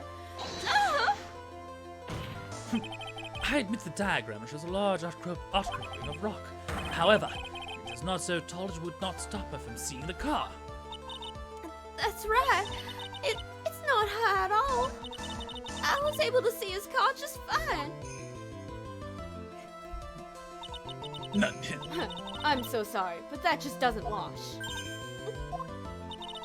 I believe it was the witness who presented this as evidence to the court, yes? This is the location that the photo was taken from. Your own photos tells the whole story. Yeah, you can see the giant rock Yeah, face. you can clearly see the left side of the bridge. But the outcropping that's being referred to is really more like a cliff. Whoa! Your view should have been completely cut off by this cliff. But still, you claim to have been able to see the killer's car. No! Yeah! Order in this court. What is the meaning of all this ballyhoo? Your Honor, don't jump to any hasty conclusions. The fact that the escapee fled in a stolen car was reported on the news. After witnessing a murder, I'm sure you can appreciate that the witness was very upset. She must have heard about the stolen car and convinced herself that she saw it. But she was repeatedly warned before starting her testimony. She was told to testify only about what she saw with her own eyes. Whoa. Mr. Judge, What is it? I think I must have remembered things wrong. Hold it, bitch. Hey, Wait a minute. You can't just say that. Mudada. A funny story. Yeah, he doesn't. He does the whole like finger wag, much like 'cause- Karma. Yes, because this is like early in his Yeah, so career. he's mimicking a lot of Karma stuff. Same thing with like, the head tap, or like he's always done that, right? Yeah, he's always done the head tap, right? But he's never done this, right? I don't remember. Yeah. I don't think so. Miss- This is very fun Karma. Yeah, he's always been like this, right? He's always been like stern about it. He's just like, yeah, boom, flash, hand down, smirk, right? Yeah. Miss Faye, no one on the face of this planet is perfect. Yeah, indeed. Quite true. You know what they say, to err is to human, to forgive is divine. I'm inclined to give the benefit of the doubt to the witness here. What? That's not fair. It's totally fair for beautiful people. Save the tears for later, kitten. Mr. Armando. Don't look back until the trial is over. Now is the time to go forward. But that wasn't fair. Okay, kitten, you need to relax. Then you need to remember the other kitten's testimony. The killer broke into the trunk of the stolen car and hid the body in there. So tell me, how did she know that? How did she know that she broke into the trunk? That's right. Uh-huh. Well, Miss Foster, until you can explain how you do that, you're going to have a lot of suspicious people on this side of the courtroom. Well, witness? Well, I'm certain that he broke into the trunk because there were marks left on the trunk lid. I'm certain there were scratch marks when he broke into it. What? And how did you see? Let me see that photo. Yeah. She's saying she saw this in the photo, I assume. Oh, it's true. These certainly look like scratch marks around the keyhole. It's obvious that this trunk has been broken open. Well, Miss Faye, are you satisfied? The judge is on her side.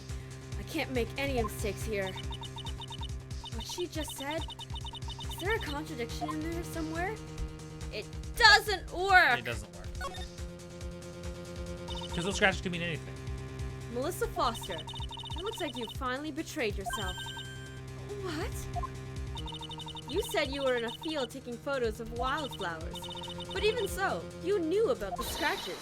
The question is when? When did you get a chance to see those scratches? This bitch. Finally. I finally got her. I'm getting pretty tired of waiting over here. Then perhaps it would be faster if Miss Faye explained herself. Your Honor, there's only one possible explanation. The reason the witness had even seen the scratches She was... put the corpse in herself. Because it's going to be the third one, because we knew that was stolen from a couple at a red light. There's only one way that the witness had a chance to see those scratches. Yes, what is it? Naturally, when she opened the trunk and stuffed the corpse in herself. The person who really hid the body in the trunk of that car was Melissa Foster. It was you that did it, wasn't it? That's ridiculous. I could never. He was the man in the prison garb. He was the one that... I don't think so. Look Miss at this Foster. evidence, bitch! If Mr. Falls has been the one to put the corpse in the trunk, he would have simply used the car key. There was no need to break it open. Sure, he jacked it. But he stole the car. He stole it from a young couple that had been waiting at a red light, which means that the key would have still been in the ignition. He wouldn't have had to break it Oh, open. I see. Thank you for telling us about the scratches, Miss Foster. Without that, we never would have uncovered the truth. That it couldn't have been Mr. Falls that put the body in the trunk. No! Yeah! Preposterous! To even suggest the witness put the body in there. If that were true, then how do you explain the photo that she took? The corpse could have only been put in the trunk when the incident occurred. We already know at the time she was taking photographs. Yes, but it has a timer. It has a timer on it. Now's your chance, Mia. Finish this. Finish him! Finish it. On the contrary, I'm not certain. I'm not so certain about that anymore, Mr. Edgeworth. There's no need to think too deeply about it. What I'm saying is, the shutter for this may not have been pushed by Miss Foster herself. So just present the camera, and you can see that it has a timer. Has a function. timer function. Which also would explain how specifically she had to be there at 4:30 sharp, because there could have been a timer set at 4:30, which explains the photo, but not why the photos didn't take pictures of moment. the actual murder itself. Yes. Let's take another look at this camera and see what features it has, shall we? It has a timer built into it, even a mini tripod. Ah! Why? It's almost as if she bought this camera just to take this picture. Objection! What are you trying to say then, Miss Fay? That when the crime occurred, Miss Foster wasn't in the field as she claimed? Well, if she really did use the camera's auto timer, then the answer is yes. She was somewhere else. Exactly. She was not in the field. Would the defense please explain further? Listen, this is a crucial point. Where was Miss Foster when the incident occurred? In answering that question, will also make clear Miss Foster's true identity. Well then, please answer this question. Where was Melissa Foster when the incident occurred? She was behind the victim. She's the one who stabbed her in the back. There you Yeah. go. Naturally, the witness was standing right here. Well, what do you think, Mr. Edgeworth?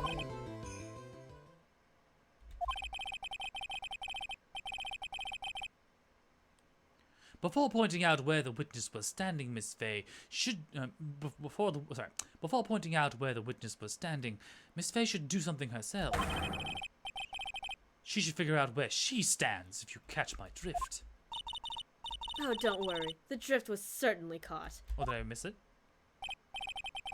Oh, Yes, failure. Yeah, failure is an excellent Shit. opportunity for growth. Oh, I'm sorry. It's the victim itself, I think. yes, thank you.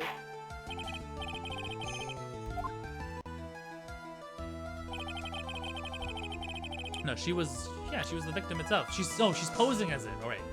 So she is this victim. Yeah. Boom. Right here. Boom. Boom, She here? boom. Yeah. She's posing as the Valerie Hawthorne. Ah. Okay.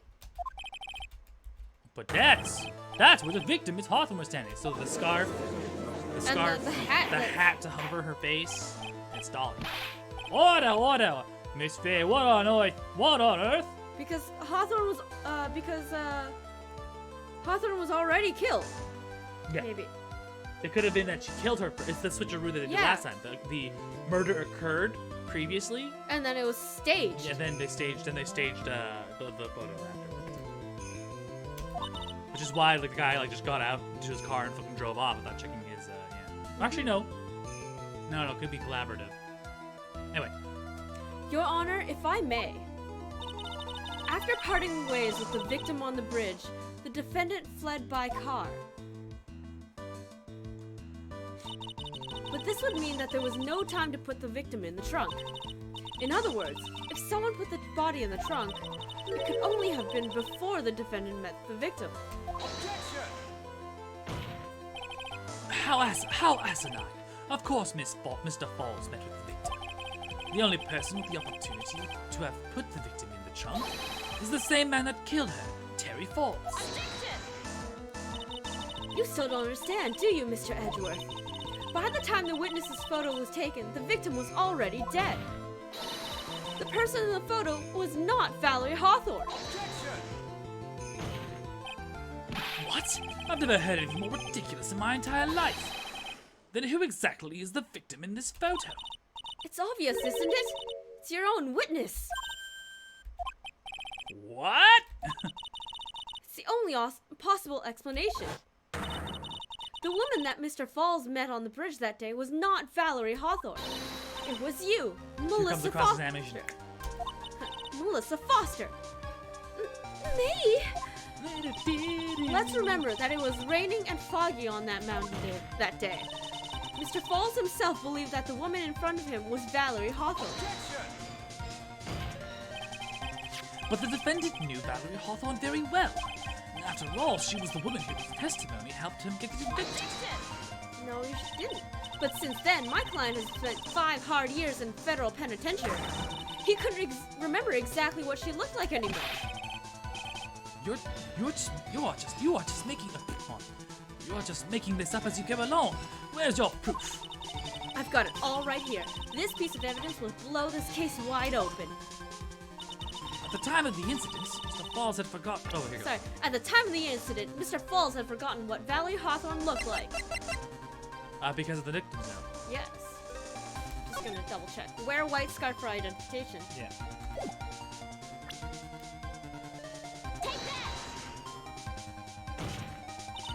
Mr. Falls had forgotten the victim's face.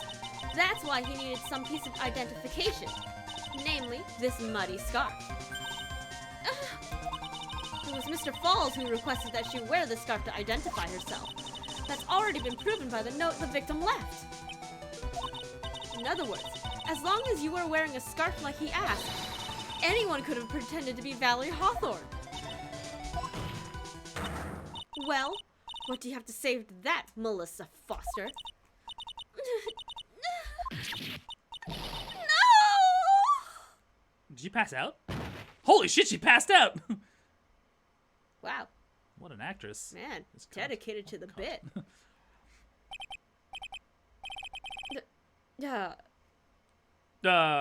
Where's Miss Foster?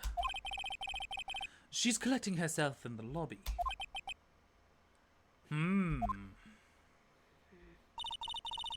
It's obvious that Melissa Foster did it. She hid the body in the trunk and disguised herself as the victim. She set up the camera to snap a fake photo of them together. The only question is, why did she do it? Well, isn't that obvious? She's the real culprit. Well,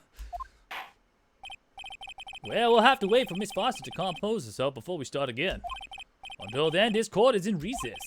The defense and the prosecution are both to wait in their respective lobbies. Yes, Your Honor. Understood. Very well, this court is in recess. So this thing goes actually for a while. It's a full-blown case. So what we're going to do is that we're going to probably save this out. And we'll come back to this next Saturday. For a second, Joyce got the breakdown she craved to dub, but alas, she fainted instead. I know, right? Oh, well. But yeah, so if you go down to Turn About Beginnings, just press save here. Yeah, so we got bounced Just this one, immediately right? into a trial. And this trial actually is 2 parts and then a little. So we're going to pause it halfway through this trial. I know it's a little off our usual. And then we're going to call it quits for the night. And we'll see you back next week for Bad Voice Dubs. Tomorrow is Sunday, which is a team stream. We're going to be going back to Monster Hunter because a lot of people are busy, as well as super easy for us to just like come together and play some more Monster Hunter. So expect that. And then next week and the next week and the week after, it's going to be a little bit choppy with Christmas Eve, Christmas Day, New Year's Eve, and New Year's Day coming along, and a lot of dinners. So keep an eye out for us not potentially making certain streams. Most of us will be taking getting as many streams as possible in between the time. A lot of us have breaks after Christmas Day. Yeah, on Christmas Day on towards Christmas Eve. And Christmas Day. So we can expect streams to happen, but also might not happen. So just keep an eye out. Follow us on Twitter, Instagram, Facebook, Discord especially, because that's where we post most of our up-to-date stuff. All in the channel. So the links should be in the channel. And thanks for the new people who joined in. It's a pleasure to see you all. Rhodes and Donna too. Nice to see you all. Nice to see May. Welcome to the group. Good night, and we'll see you next time. My name's Rashi. I'm Joyce. And this has been the Daring Player Squad, 5 people who play video games, and we'll see you tomorrow. Bye! Punch it, Chewy. And...